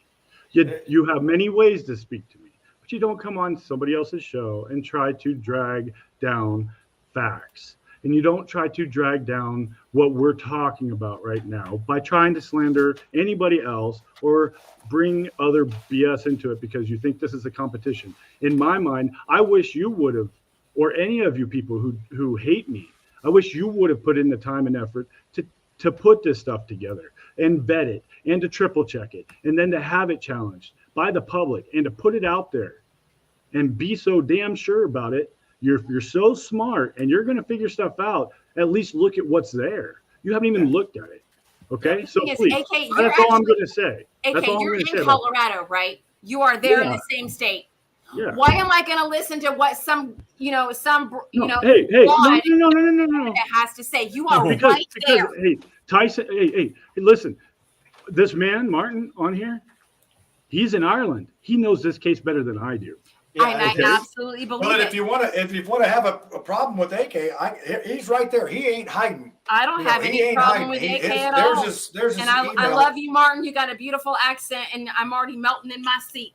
Thanks, DeeDee. Nobody's show is going to be exactly like that person's show or that person's show. There's a reason why I don't watch a lot of other creators, because honestly, I think they're boring and they're scripted. Stunned funny off. Can I just say something here? Go ahead, Martin. Go ahead. Yeah, go ahead. It would be very easy just to fall in line with everyone else thinks. I won't do it. The harder thing to do is to challenge, because all of a sudden you've got people coming out from the woodwork saying, "Oh, you're full of BS" or whatever like that, and you spend half your time trying to prove yourself right. I don't mind that, because as long as I'm telling the truth, you know what I mean? I think it's a healthy thing, you know what I mean? But I just see I had to change my theories over the last 2 years. I had different theories this way, and I change with the facts. With the facts. As soon as the facts come along, I change. So if I go down this route, and not have no bones about it. You know what I mean? Just if the new facts come along, I'll question the new facts, and if I firmly believe the new facts are correct, then that's the route I'll take. Then, you know. Absolutely. But with your hands being in the facts and you pulling them and we going through them, and we can every fact that's on all that the time has a source. Yes, in the far right column, every entry has a source of where it came from. So it's not just pulled out of thin air or somebody's mind. It's actually a publicly available source. And it's going to get even bigger because we have all of the testimony coming, or the transcripts coming in. We have other things that we just got 23 through 36 procedural motions from the defense. So there's so much more that's going to be going into it. So I'm saying is going to get even better, and it's going to get more precise, and it's going to get more concise. And that's what our hope is for the future, not just with Suzanne's case, but helping people going forward. It's going to be fact-driven investigations that will lead people to understand how things have occurred in a way that conjecture and speculation might help steer you to get the facts and the proof. But if the proof doesn't align with your speculation, you gotta let it go. It's not a competition. Exactly. Yeah, you can't. I absolutely agree. You often find people, and they have their own little theory, and they will alter the facts slightly. You know what I mean? You might be having a debate on them on YouTube or whatever, and they'll change the facts. You know what I mean? Because they want to keep their work they've after putting in. They want to keep it alive. You know, and you have to be able to just say, "Oh, I was wrong," and yes, let's go down this route now. You know what I mean? And then if you're wrong again, change again. You know, follow the facts. But and all the don't facts are attack there. on personality or presentation. No. You get all that immature bullshit out, and you deal with your homework. You read the books. Every day's a school day. Martin tells me every day. Every day's a school day. Get your books. He tells me this. Yeah. Well, and you know, it is amazing how many people have come together with this, and I, you know, what I go back to. Do you think Barry thought that they would get to this much? I don't. I think that it just was more than I know. The narcissist in him, he may like some of that attention, but not this kind of attention, because he's physically changed. I mean, he looks like this has just beat the tar out of him, and you know, poor Barry. Yeah, well, I know, but I mean, you know, that sort of tells the story in itself. If you think about it, you know, in his mind, God is handling his business with Barry as he should. So maybe he should look in the mirror and think about it like that, and then he'll feel better. Yeah. So let's go over a little bit more data here. I think that you know, some of the stuff that might surprise me. A guy that sort of follows this case but doesn't follow this. John, case. I loved when Martin was talking. You're like, what? Yeah, I love that. Well, I mean, like I said, and I try to, you know, like DeeDee says, she doesn't watch other shows because we want our show to be different. We want it to, and I want to be the person that's maybe in the chat here that's questioning these things. Yes. And you know, but you know, and I'm sort of in this somehow because I've met this person, and you know, try to give folks that have not met him my perspective on that. And that's about all I can do. After that, I'm listening to you folks talk about these things, and it is very interesting to see the twists and turns in this.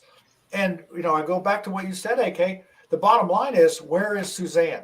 You know, it's like we have shirts, we have searches, we have people, and it's like, man, this is just, at some point you think something's going to break loose and we're going to find this.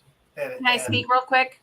Sure. If you go in and you look at other cases that have taken place in Colorado, like out in Greeley, is it Durant? Durango. Thank you. My son was born at Fort Carson, so I was there for a good little bit. It could take years, literally years and years, to find a body that was hidden a mile away from, or even less. Less. If you look at the Dylan Redwine case, that's just an example. It's so vast. Yeah. Kylie just was recovered with AWP.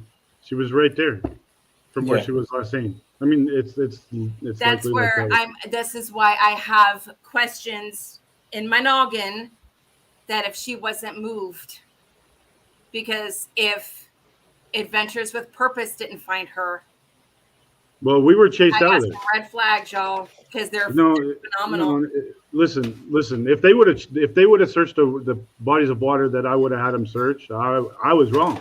It was early on. We didn't have data. We were Right. going off of what we were told by locals and having no understanding, but they were going to be passing through and people reached out to them.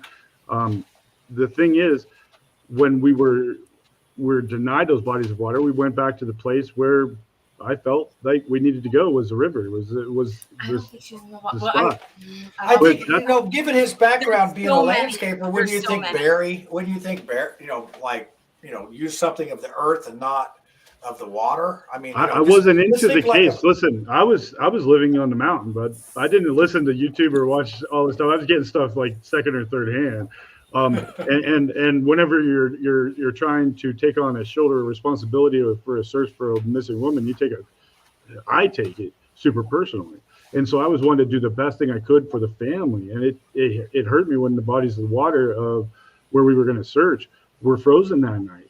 That was the night that it froze. And I didn't know that an eighth inch of ice, even if they drove through it and broke it up, that would mess up the sonar at the time. So Jared explained that to me, Sam, the diver man, and we made a decision, and it's not on camera. There's so much that was cut out that needed to be put in, but they have to keep it entertainment wise. But their input drove us certain places as well, and we were prepared because of all the threats and the stuff that was happening to me. I've lost my Jeep because of this. I was totaled from vandalism, from airlines being cut, transmission bolts being taken out, suspension, all this stuff. There's some of these people that were very scared of the progress that we were making. I had people watching out for Adventures with Purpose, this great team. They're awesome. With I gun, absolutely love those guys. watching I love out. them to death. And we had people walking. I don't know if it was FBI, CBI, or a person who helped dispose of Suzanne, but somebody was walking right beside us on the bank of the water where we were up a little ways, and the person who was in charge of the safety says, "Hey, I can't see him no more. We're done. Otherwise, somebody's going to get a bullet." So we had to call off the search with AWP. But we wouldn't have found her because now that we know what we know with the data and things have progressed, it was a wasted effort. And the intentions were great, but looking back on it, of course, I wish we would have done something more or had more information. But at the time, you're only working with the information that you have, and that's the information that we used. We had 17 people vetting tips and where to look and when to look, and how locals feeding us information. So we took all that into consideration and we went with it. So yep. So let's do this question and another one. Suzanne's LinkedIn account, did you look at that at all? Did you have any data on that? And what Annette's saying here is that, hey, she's looking for emotional support. So is that something that have you looked at that, or is this something that's new to you? I actually I cut my LinkedIn about a year ago. I had to cut it because I had some shady, suspicious people. Because with my husband at the symposium, John, I was getting like bombarded with all the nosy people. Oh, sorry, Louise, my bad. But I really have been wondering. Everybody's asking, about premeditation. Who picked the house on Puma Path? Was it Barry or was it Suzanne? We don't know. I don't think anybody knows that. I have a lot of questions. Like who? I don't think it would have been Suzanne because. But would it help us find her? And so it's just it doesn't fit her. Yeah, that's a good question. Would it help us find her? Would it help us find her? So that's where we always have to. So I challenge Martin on this. He challenges me on this. I think maybe, yeah. If it was Barry that picked that house, there's a reason why he picked it. He's not that smart to think 3 years ahead. No. He's not that smart. I think that this was a crime of passion. I think this was a crime of passion and a premeditated crime of passion. I think this is well, it's snapping and losing control and money. I've at least money that part. And money, really, yeah. Yeah, he didn't want to share his money with. He didn't want to share his half of of his money with Suzanne if she was going to go off with some other guy. Yeah. He wasn't going to give up his Well- or her money, which was then his because of marital assets. Yeah, but here's the thing: if it was all about money, then it wouldn't be a crime of passion. Well, I mean, if you love money, it's Suzanne a had crime more of- money than Barry. Barry is a broke ass gardener. Yeah, well, Listen. I don't know. Money. I would Listen. say that Planned in the he- long He's time. got He cash did make coming money. out of he's got cash from some source, Well, and we're not going to speculate. Yeah, But Now he pays that's a whole he other pays his show. he pays Now his he employees does. in cash daily. No, he did it back then. He pays his employees daily with cash. I just don't. I the don't day think job that employees, Morgan Gentile was paid in cash every day with cash.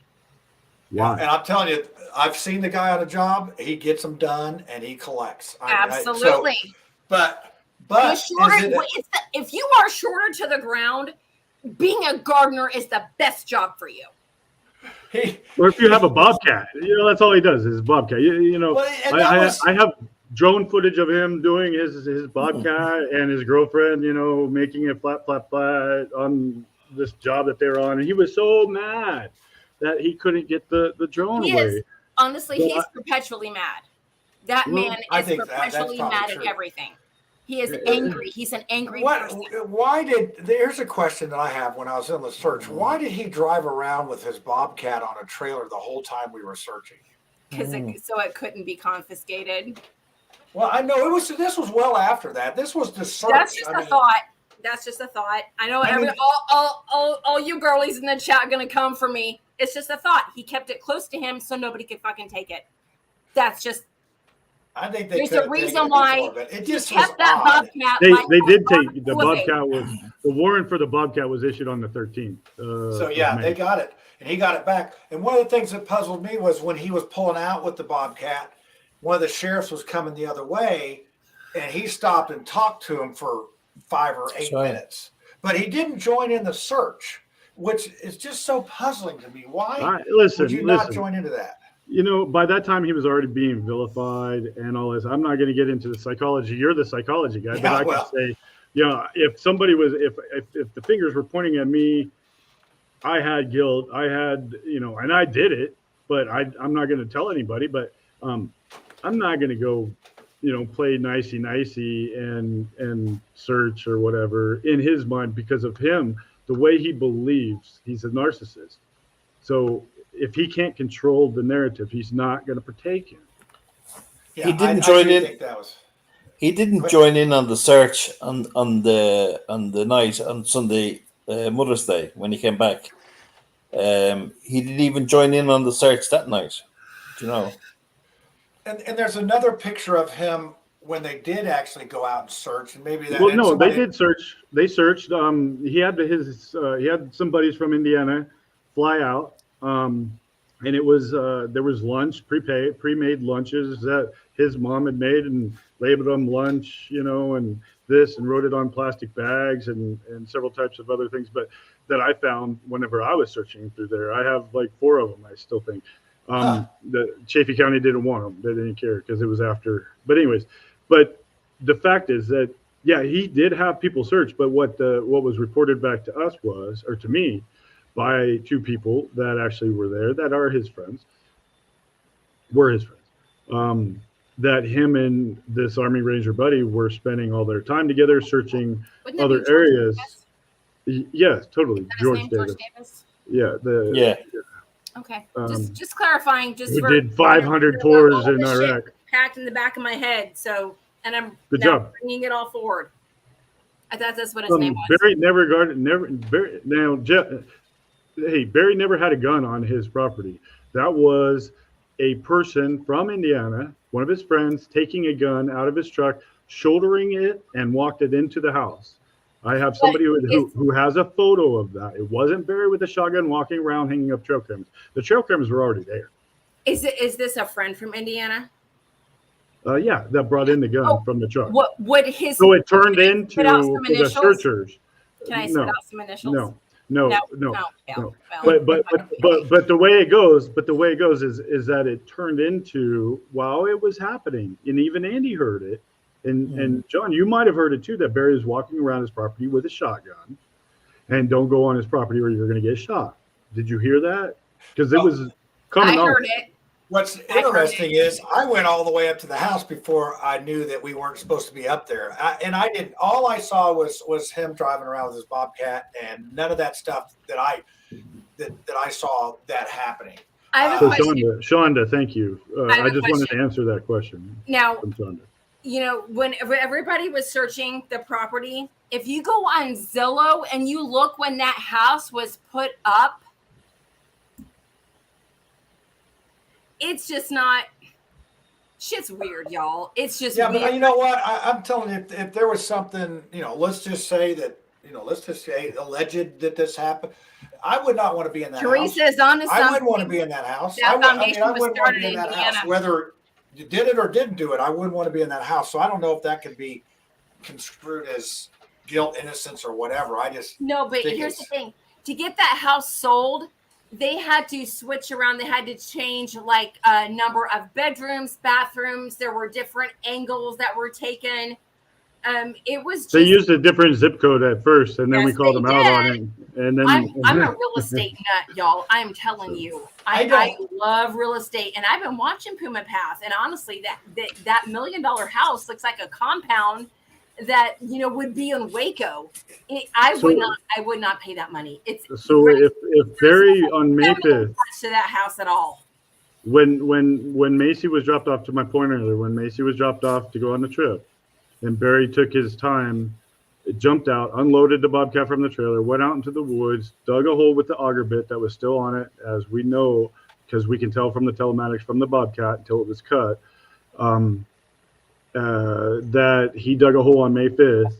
And then now I flew my drone there because it's no trespassing, and they're enforcing it very heavily. And I'm not ready to go to jail over just that. I can fly my drone there. I've had a court slander me, so I don't give a shit. But on that particular thing, I could fly my drone in there, so why risk it? So I got FAA clearance, flew the drone in there, and there's a rock within 4 inches of where he dug his auger hole from May 5th.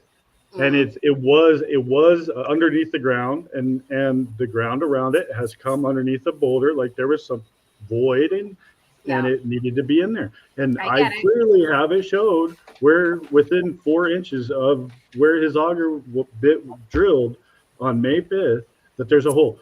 Now, could that be his PPP loan money buried there underneath that rock? Could it be Suzanne? Could it be some evidence? Could it be whatever? I don't know. But why won't the cops go out there and search is what I'm getting at. Well, probably because, there were like his PPP loan was like bottom of the barrel chump change. Nobody at the time, 53,000 or 54,000. His own business. We did not get a PPP loan. We did not. I got one. Through that pandemic. And they were giving that stuff out like candy. I'm so sick. But his isn't forgiven. His isn't forgiven. He's still Why not? He's still I got mine on Friday and I was forgiven on Wednesday. It is not rocket science. Just saying. When you pay your employees in cash, that's a problem. That's a problem. Texas, I'm a legit that's business an epidemic here in Texas. Everybody gets paid in cash. There was a question here of let's see what. Here's one for you. How about this one? Did the dogs make a hit on the Bobcat? So yes. Can you go into that? I thought they had. Martin. They actually jumped up onto the driver's seat and tried to sit in the driver's seat of the Bobcat. They also the dogs went onto the trailer. So whatever the dirt, the soil that was on the trailer, they hit the dirt on the trailer. They hit the Bobcat shovel, which there was a bare footprint notated by law enforcement, but never photographed, never measurements, never processed for DNA, never made into anything for a case. Just like the scratches of fingernails on his arm were never photographed or processed properly. They were photographed. Oh yeah, so yeah. No, they were photographed, but you got to have the spacing, you got to have measurements, you got to have it analyzed. There's so many things that they didn't do, and that's not because it's a backwoods country town. CBI and FBI were involved on the task force. I've talked to them all. So, don't know. Yeah, here's one. Creepy house. How do you sell a house with this? This is like the Amityville horror. How do you sell? Boy. How do you do that? Well, you have an LLC who wants to, use it for an Airbnb or whatever. So they're famous. Oh, that's they so want it gross. to be famous. You could No, sleep no. where- Most people in the country will never know. Won't ever Yeah. know. Here's the Okay. thing. I have a question. What about power of attorney? Does anybody know about power of attorney with properties and He did that. all He the came back to things? Indiana and got a judge to do the power of attorney in So- June or July because Yep. they had a house pending here in Indiana. That was already being house. sold. They Yeah. were already that house was already being sold. Right. There was, but it was on a that short was supposed to contract. be signed. Here we Wasn't go. there? Okay. This is the people read the AA. What's the AA? I mean, I don't want to be stupid here, but what's the AA? Arrest affidavit. It's Okay, arrest arrest. affidavit. Yeah, It's that's the what most- we have. That's why we have people on this show. So the judge says that this arrest affidavit. How many pages, Martin? 129. 129. He said the judge, two judges, both said this was the most lengthy and ill-constructed arrest affidavit Ooh, that they had ever seen. Yikes. So this thing was sort of doomed from the start, basically. Yeah. Well, Yes. yeah, but if they had the evidence organized like we did, and just or even if they didn't, if they just had the expert opinions allowed in, it would have 100% ended in a conviction. So In my correct opinion. me on this one. Why did they not? What was the reasoning behind that? Like I said, I'm just one of the audience members here. Why did they not do that? Refresh my memory. Or They have a theory. They wanted to stick to the theory, Yeah. and the facts didn't align with the theory, and they started Okay. some infighting about their It's about an opinions on how agenda. they should proceed. And then there was this DA, a freshman DA, who wanted to make a name for herself, and there was some outside pressures from a certain YouTuber, an XLE guy, and maybe 48 hours that arrived, so that way they could make that arrest and prolong the district attorney's. So they wanted public outcry. They wanted this to be a court of public opinion more than facts, and so it just got all jacked up and messed up. But back to this question: where the heck's Suzanne? I mean, so let's focus on that a little bit. I know that you have some pings and a new development on a fire and whatnot. Can you expand a little bit on that? Yeah, definitely. There was a fire. Martin, give the specifics on it, sir. You have it all mapped out before I even put it on my Google Earth. You had it before I did. Yeah, I had those coordinates there. There was the phone call that Barry made to Suzanne. It lasted On what 70 date? On what day? On May 8th, about 7:06 p.m. I think. Yes, sir. and, It was 7:06. Yeah. So that's and- what we're thinking. That's when we're thinking this thing went down at 7:06 p.m. on Saturday. Well, the Facebook requests happened around 9:01. So sometime between Belinda's text message, which was in the morning time around 10 o'clock, that was on for about half an hour. Sometime because that's the last proof of life as far as I'm concerned. Yeah. Because what Suzanne said to Belinda, Barry wouldn't have been texting that.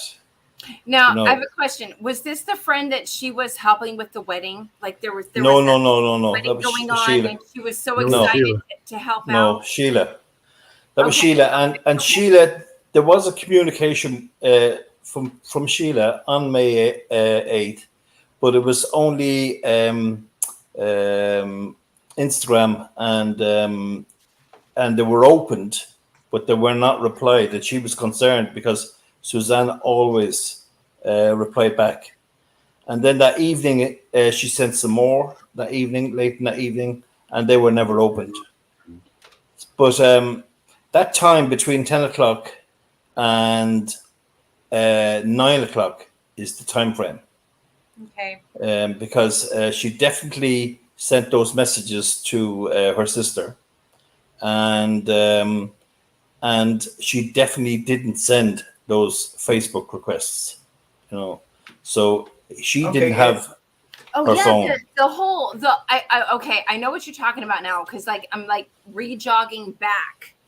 Yeah. There was like right after, like there was the timeline of her supposedly, according to Bear, the man, that she was adding men to her Facebook, like click add. I'm sorry. 20 males and 3 females. 3 of them named Jeff. That's not even in her personality. I never met her. So I'll say this. But a guy from Indiana called the Suzanne Morphew tip line. He wanted to report receiving a Facebook request from Suzanne on Friday, May 8th at 10:05 p.m., which he found strange because he had not spoken with her in 30 plus years. And this was Friday. Yeah. So, okay. So I was thinking the 8th was Saturday, but this is Friday. So now, Friday, the day before. Who was doing this texting on? Because I thought I saw there was some messages on Saturday, and she was last seen on Saturday. There is loads of messages. But was she actually seen by anybody? She told Barry she loved him on Saturday. He had to have been logged into her account. I think the last sighting of Suzanne was when she went to Little Rainbow Trail. Yes. And she sent now she might have sent stuff to her daughters, but we don't have that information on the AA, so we don't have the facts. We can't fact drive the say it with facts, so we don't say it. Yeah. So we know that she sent in Instagram photos. 59 messages, yes. Yeah. No, the 59 messages, they were 59 messages between. Yeah, to Liebler. It could have been 19 and 40. It could have been 20 and 39. Yeah. It could have been 50 and 9. You don't know how these 59 messages were set up, but we do know that the photo that was sent was bullshit. The last proof of life photo that they say that proved that Suzanne was alive was total horseshit. The other big thing that Barry forgot about was that when Suzanne was texting Liebler, she always said good morning and she always said good night. And that didn't happen then. There was no good night. There was no good morning and no good night. So does that mean that Barry didn't have access to the other ones, or do you think that he was just sort of figured this thing out and he had access. Once he got access to her devices, he could read her history. He could. So the iPad would be synced with your iCloud. So if the phone was missing or destroyed or something else happened to it, he could still utilize other means to communicate, and that's information that we don't have because of it's law enforcement's job to prove a murder. We're just trying to find Suzanne. So we have to take what we've been given with great hope that it's accurate. We've shown on time and time and time again on the arrest affidavit at least 15 points where the arrest affidavit has contradicted itself and shown very, very big contradictions in a few cases that just went against every fact that was presented before it. So there's so much wrong with the case itself to prove where, what happened. We will likely never know unless Barry comes out or his accomplice comes out. This is, what we have here, and is, that Annette's praying that he repents, and I love how she spelled his name Morphew. So do I. Gotta love the colorful comments. I hope he does repent, and I hope he does tell everybody what happened and where she is, and not for us, but for his daughters, for the family, for his daughters, yes, the daughters, man. I couldn't imagine what they're going through, because they know so much stuff. Yeah, because Macy knows. Like Macy sent a text to her boyfriend about 5 o'clock on Sunday, and basically that text is fabulous. We have that text, basically saying she was upset herself. Mallory tried to contact her mother and to wish her happy Mother's Day, and there's no reply. Her phone is just off, and that she was afraid that her dad and her mom got into a fight, and something happened. Something bad happened. No, I something do bad think happened. Kids know that. Let's 100%. Let's get back to another question here. That why so many dumpster runs? How's that data in all the dumpster runs? Let's talk about that. I think spread it out. I think they just he spread it out. I think we're coming across something today actually on Discord that something that happened back in September of 2020, that there was evidence found in not far from Denver, and a blue blanket, a cooler, and a suitcase. Yes. But the people that found it had requested I come up there, but I was in Salida. I couldn't come up there. Eventually, this heroine called the Aurora Police Department, and they specifically came out and called Detective Burgess from Chaffee County Sheriff's Office and said that it had nothing to do with Suzanne's case or murder. So it was dismissed. But there's a picture of there's a photograph of Barry reading the Bible in Christmas time. The one of the daughters, photo. God. One of the daughters had this blanket wrapped around her. Macy. And it's the same style. Yeah, I wasn't gonna say, but one of so she had it wrapped around her, and this person found this right behind the cancer center with bleach poured onto it. Mm-hmm. And the hotel, and also, if you look at this cooler, you could fit Suzanne in this cooler. Yep. Oh God, I didn't know about that.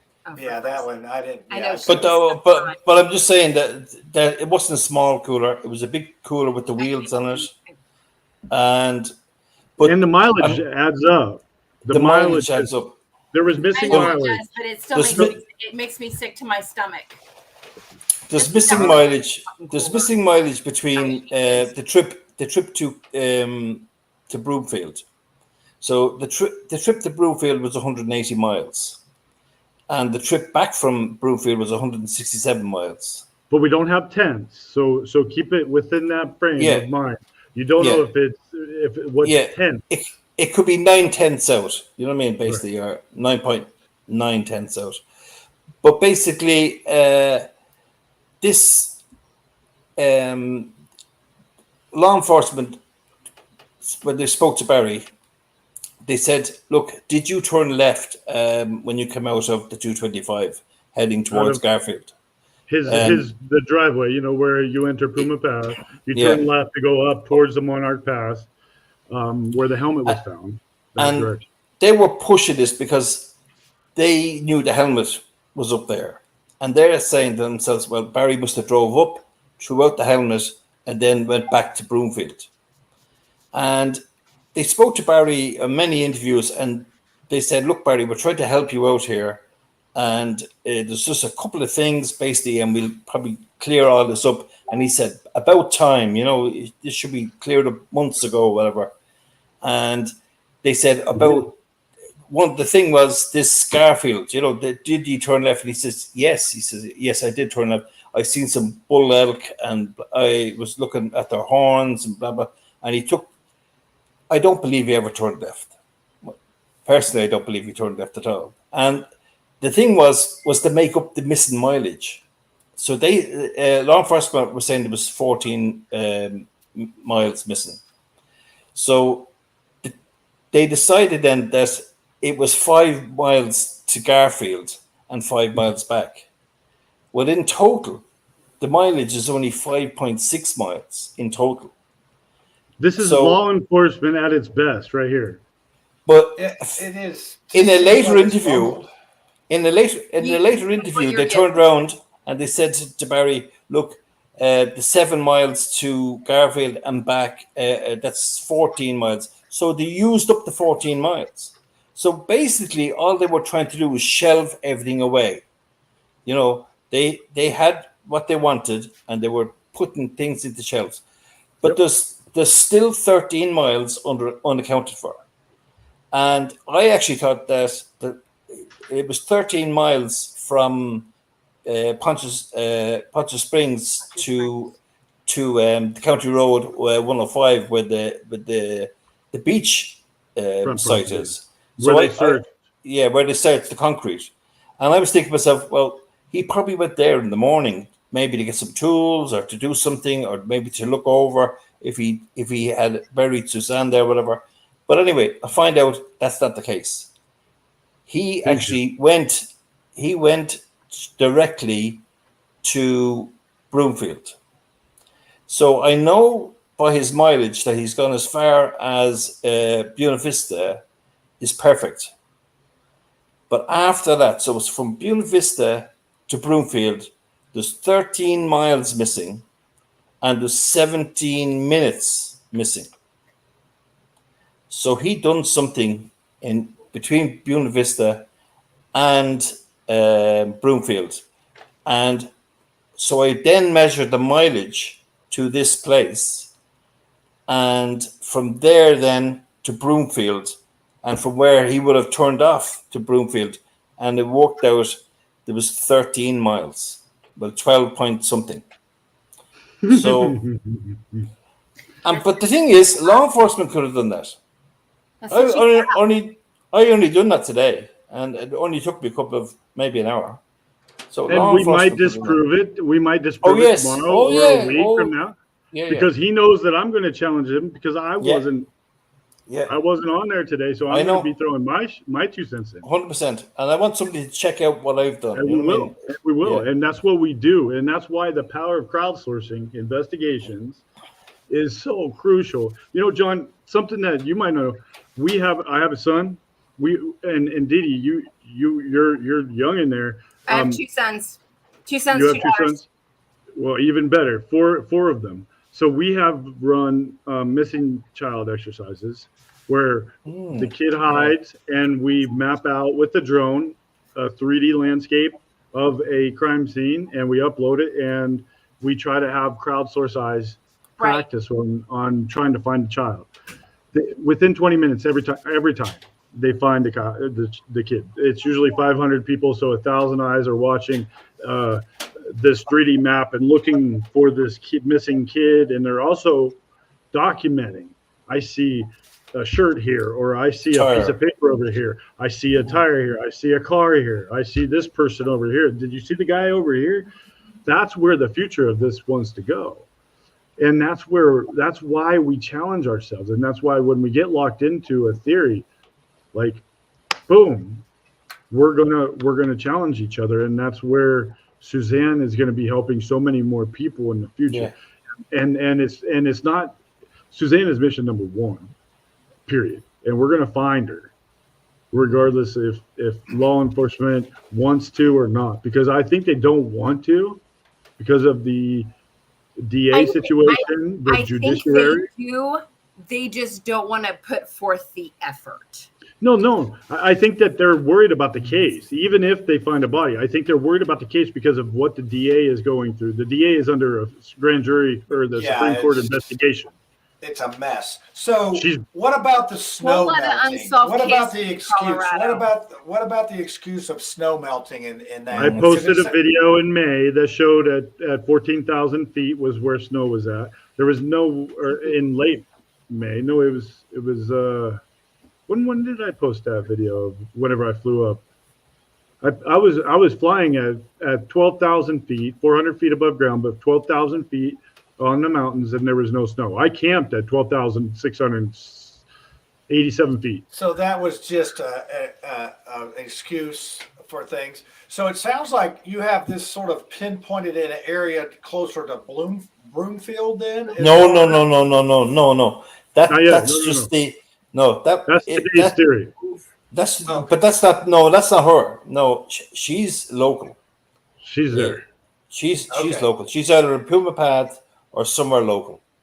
Yeah. But we have, but what we're trying to show you is that the police even. This was the trash run. You know, this Sunday was getting rid of evidence day, and he went to dumpsters. He dumped stuff, all the evidence he had in his truck. The dumpsters. How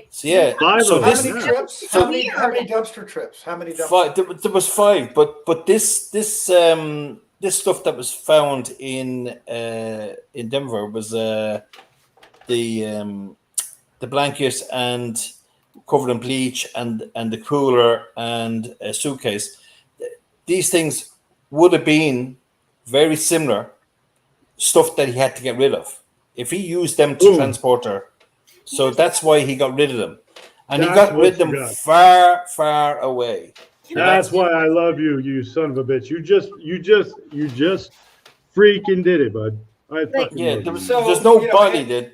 This is the stuff that he used. Do you know what I mean? All the bits of bleach and whatever he used, tools or whatever he used. This was the stuff he threw away. Maybe her phone, maybe her SIM card, all those things. He had 3 phones and two SIM cards that we know of, that we can prove he had. So that's what went to prove it. So with all of these mistakes and the sloppiness, and this really had to take an effort to bungle this thing. I mean, from what I'm gathering, what I'm learning tonight, it's a mess. Oh, we have a long list of mistakes. Like they actually told Barry when they interviewed him, they asked him, did he go past Garfield? And he said no. He says, I turned at Garfield and I got straight up the 285. And they said to Barry then, well, we know that because you didn't pass the camera at cameras Monarch. on the property weren't even working. Tell me. The camera on the highway. On the highway, Highway 50. Okay, the highway. But then again, so they checked that camera and they knew that he hadn't passed it, but they told him this. Why would you tell a suspect? You'd let them tell you a story and then and say, "Oh, I went up to," and then you've got them caught. You don't give them information. They were treating him like a buddy. Yeah, they never took him into a police station and interrogated him. They had John Grusing, who's a good FBI agent, ex-FBI agent now, who I have a background in interrogation in an interview. You would never just allow this to continue on without a formal sit-down interview. And I don't care what people say. Well, he was going to lawyer up if they did that. Whatever. Yeah. Okay, whatever. He was in control of every interview that the cops did with him. That was ludicrous. If something came up that he didn't like, hours of interviews, like he said, I did 30 hours on and off of job sites, at his leisure, and he would tell him, "I'm done. I got to go work over here. I got to go over here. I got to do this job," and he would just leave. And when the times when he would leave was when they would push him on something, or they wanted to show him something, and he'd say, "All right, I'll have a look at the photograph of Suzanne sunbathing, for instance." He said, "I'll have a look at the photograph, and then I have to go." And so they were giving him information, and then he was going off, and then he'd come back, and then he'd change his story. Yeah. So they were feeding him all the time. So it looked like Barry has a story. Timeline, if you look at the timeline, it tells you. Like, he gives so many conflicting accounts. Like, it's one of the best nights we've had in a while, actually. Blah, blah, blah. You know, it's so much bullshit. And then the next statement, well, she was drunk. And then, you know, there's if you look at narcissistic husband's excuse. Oh, she had too much to drink. Look at her. But I have a question. He said to her, he said to the law enforcement that we had a great night because there was no substance in her, right? Yeah. But then when the photo was shown to him, we don't know. Soon as the photograph of her sunbathing, the first thing he says, drunk eyes. Yeah, Drunk eyes. Yeah, so she had a lazy eye when she used to drink, you know, and he knew from that photograph where that photograph was originally taken, that she was It's probably easy to tell when you're 2 feet from the ground, says the short man. Yeah. I have a question. Okay, yeah, go ahead. I know I'm not nice. I know I'm snarky, but I have a question. Go on. Yeah. There, from the very beginning, things were lax. Okay, they seem to take, Pocket Man for at his word. Like, Yes. we believe you. Yes. I would like to know just how much money was donated. Is there any To the way to find GoFundMe? that out? Yeah. No, GoFundMe, yeah. not to the GoFundMe. Politically, how much money was donated to the Salida PD or Chaffee County PD? What was given on Barry Morphew's behalf? Because nothing. It's one thing my husband taught me: follow the money. Money. You're right. And I looked, and there's nothing. The Chaffee County Sheriff is running. No, Chaffee County Sheriff is running unelected or unopposed. Unopposed. I get it. And I tried to get somebody who really is an idealist, great sheriff, was a candidate before, with all the hype and all the bullshit that this current Chaffee County Sheriff has let happen under his watch. He could have got elected, and he's like, dude, you don't understand. This stuff runs deep. Yeah, it does. Run deep there. I'm not gonna put my family through this. It's nasty. Yeah, he could have got elected if from the outside world pushing in, but he wasn't going to put his family in jeopardy. And this man has integrity, is a former Marine, and he has a great history of law enforcement career. But here, let me read you something and see if this sounds familiar. Okay. On 5/9, Barry stated he was asked what was the worst text that he ever deleted from Suzanne Morphew. Oh. He said, if I remember right, it was Friday morning on 5/8. I was working, and she was in one of her moods.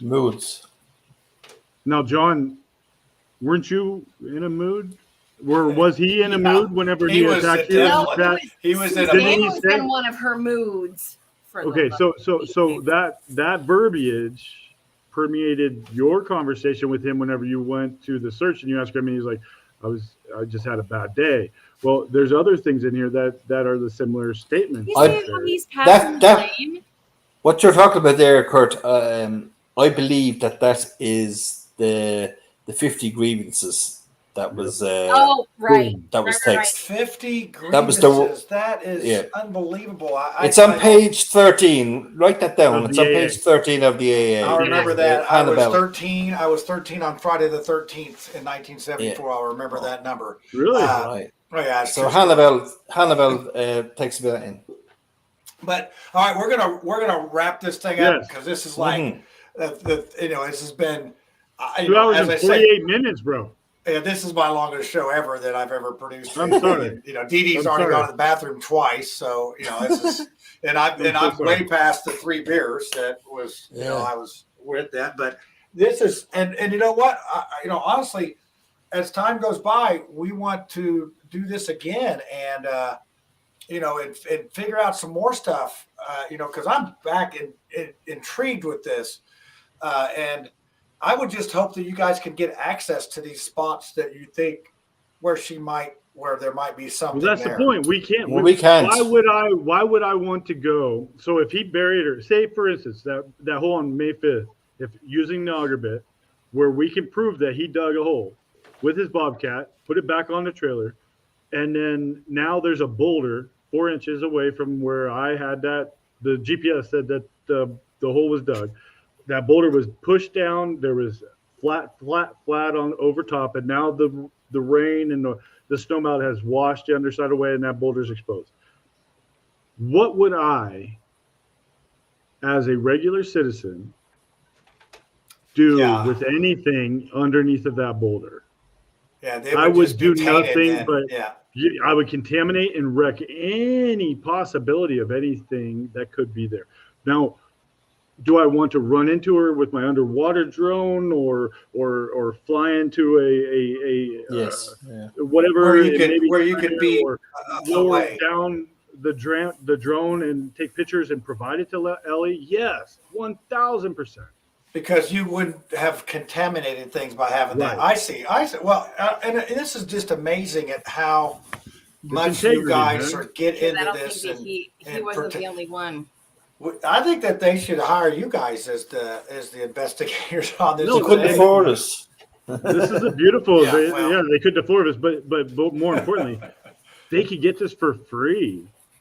Yes, they are getting it for free. They're getting it for free right now. But more importantly, the people that need it in the future are going to be getting it for free. And if that's why it kind of pisses me off, it kind of ticks me off a little bit. These guys made me an enemy because I knew more than I should. And I haven't released so much stuff that could make them look so stupid.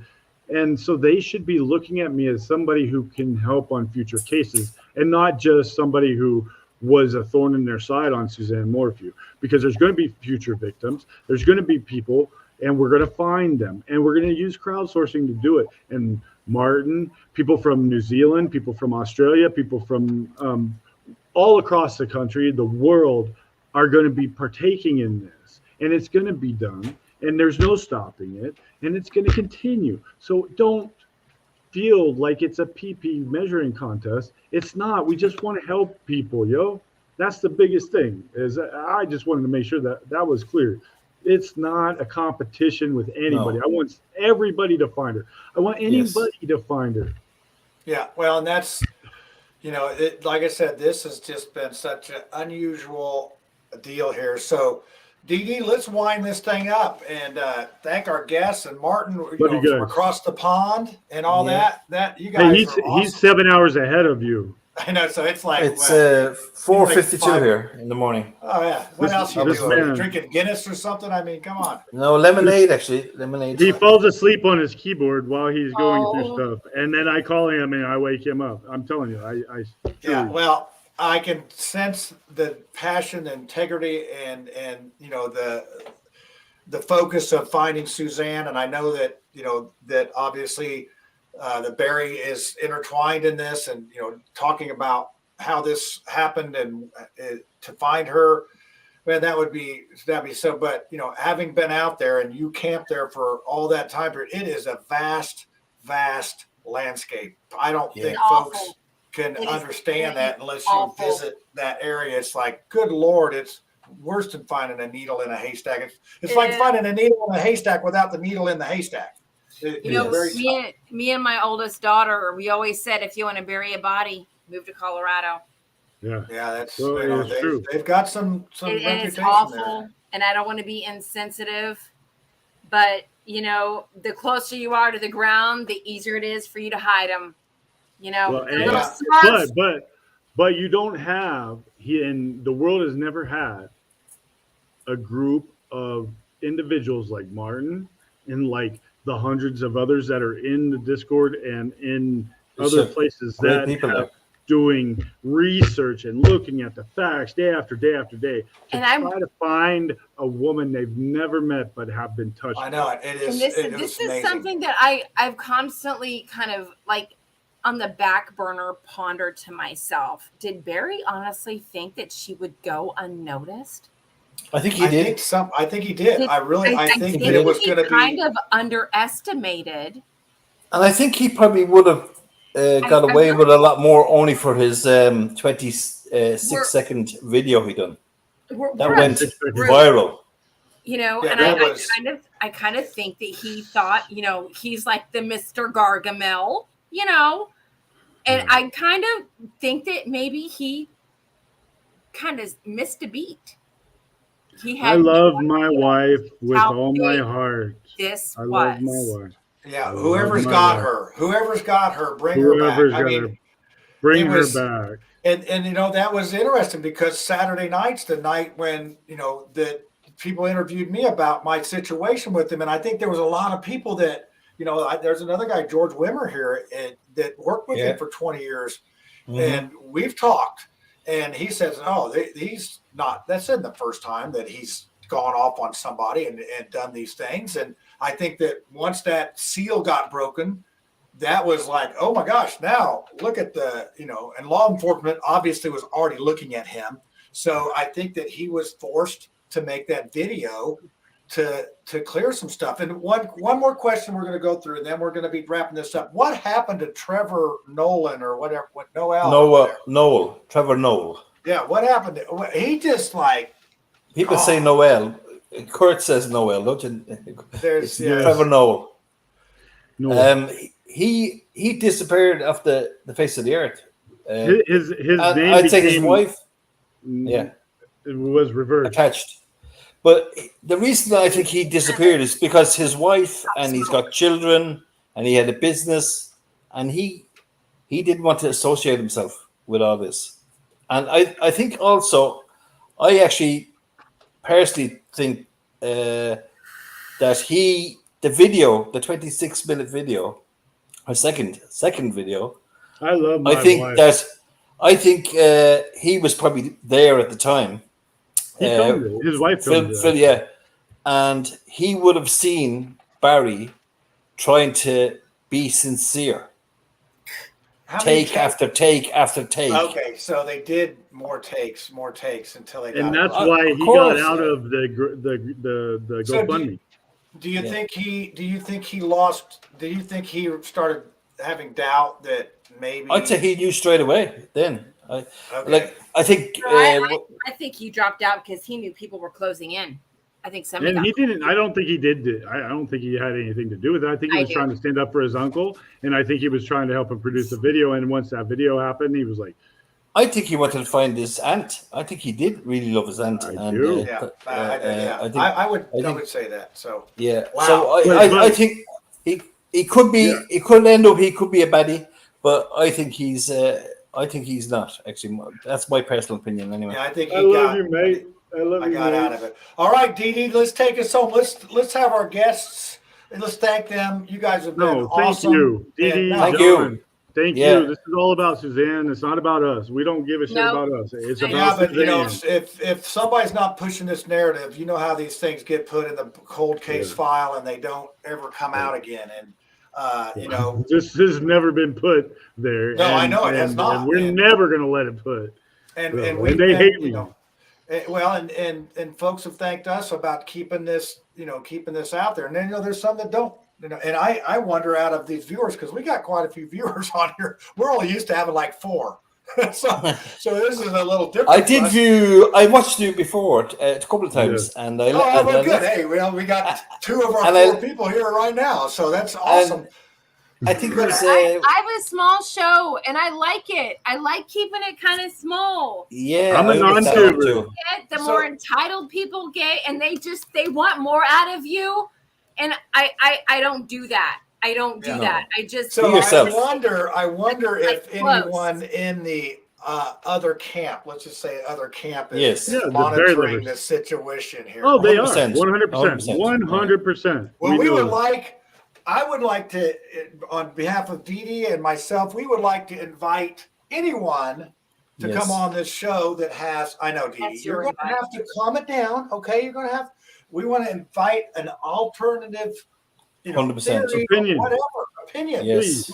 100%. But educate them. You got to have the facts in front of you. Well, get a copy of the E to Z.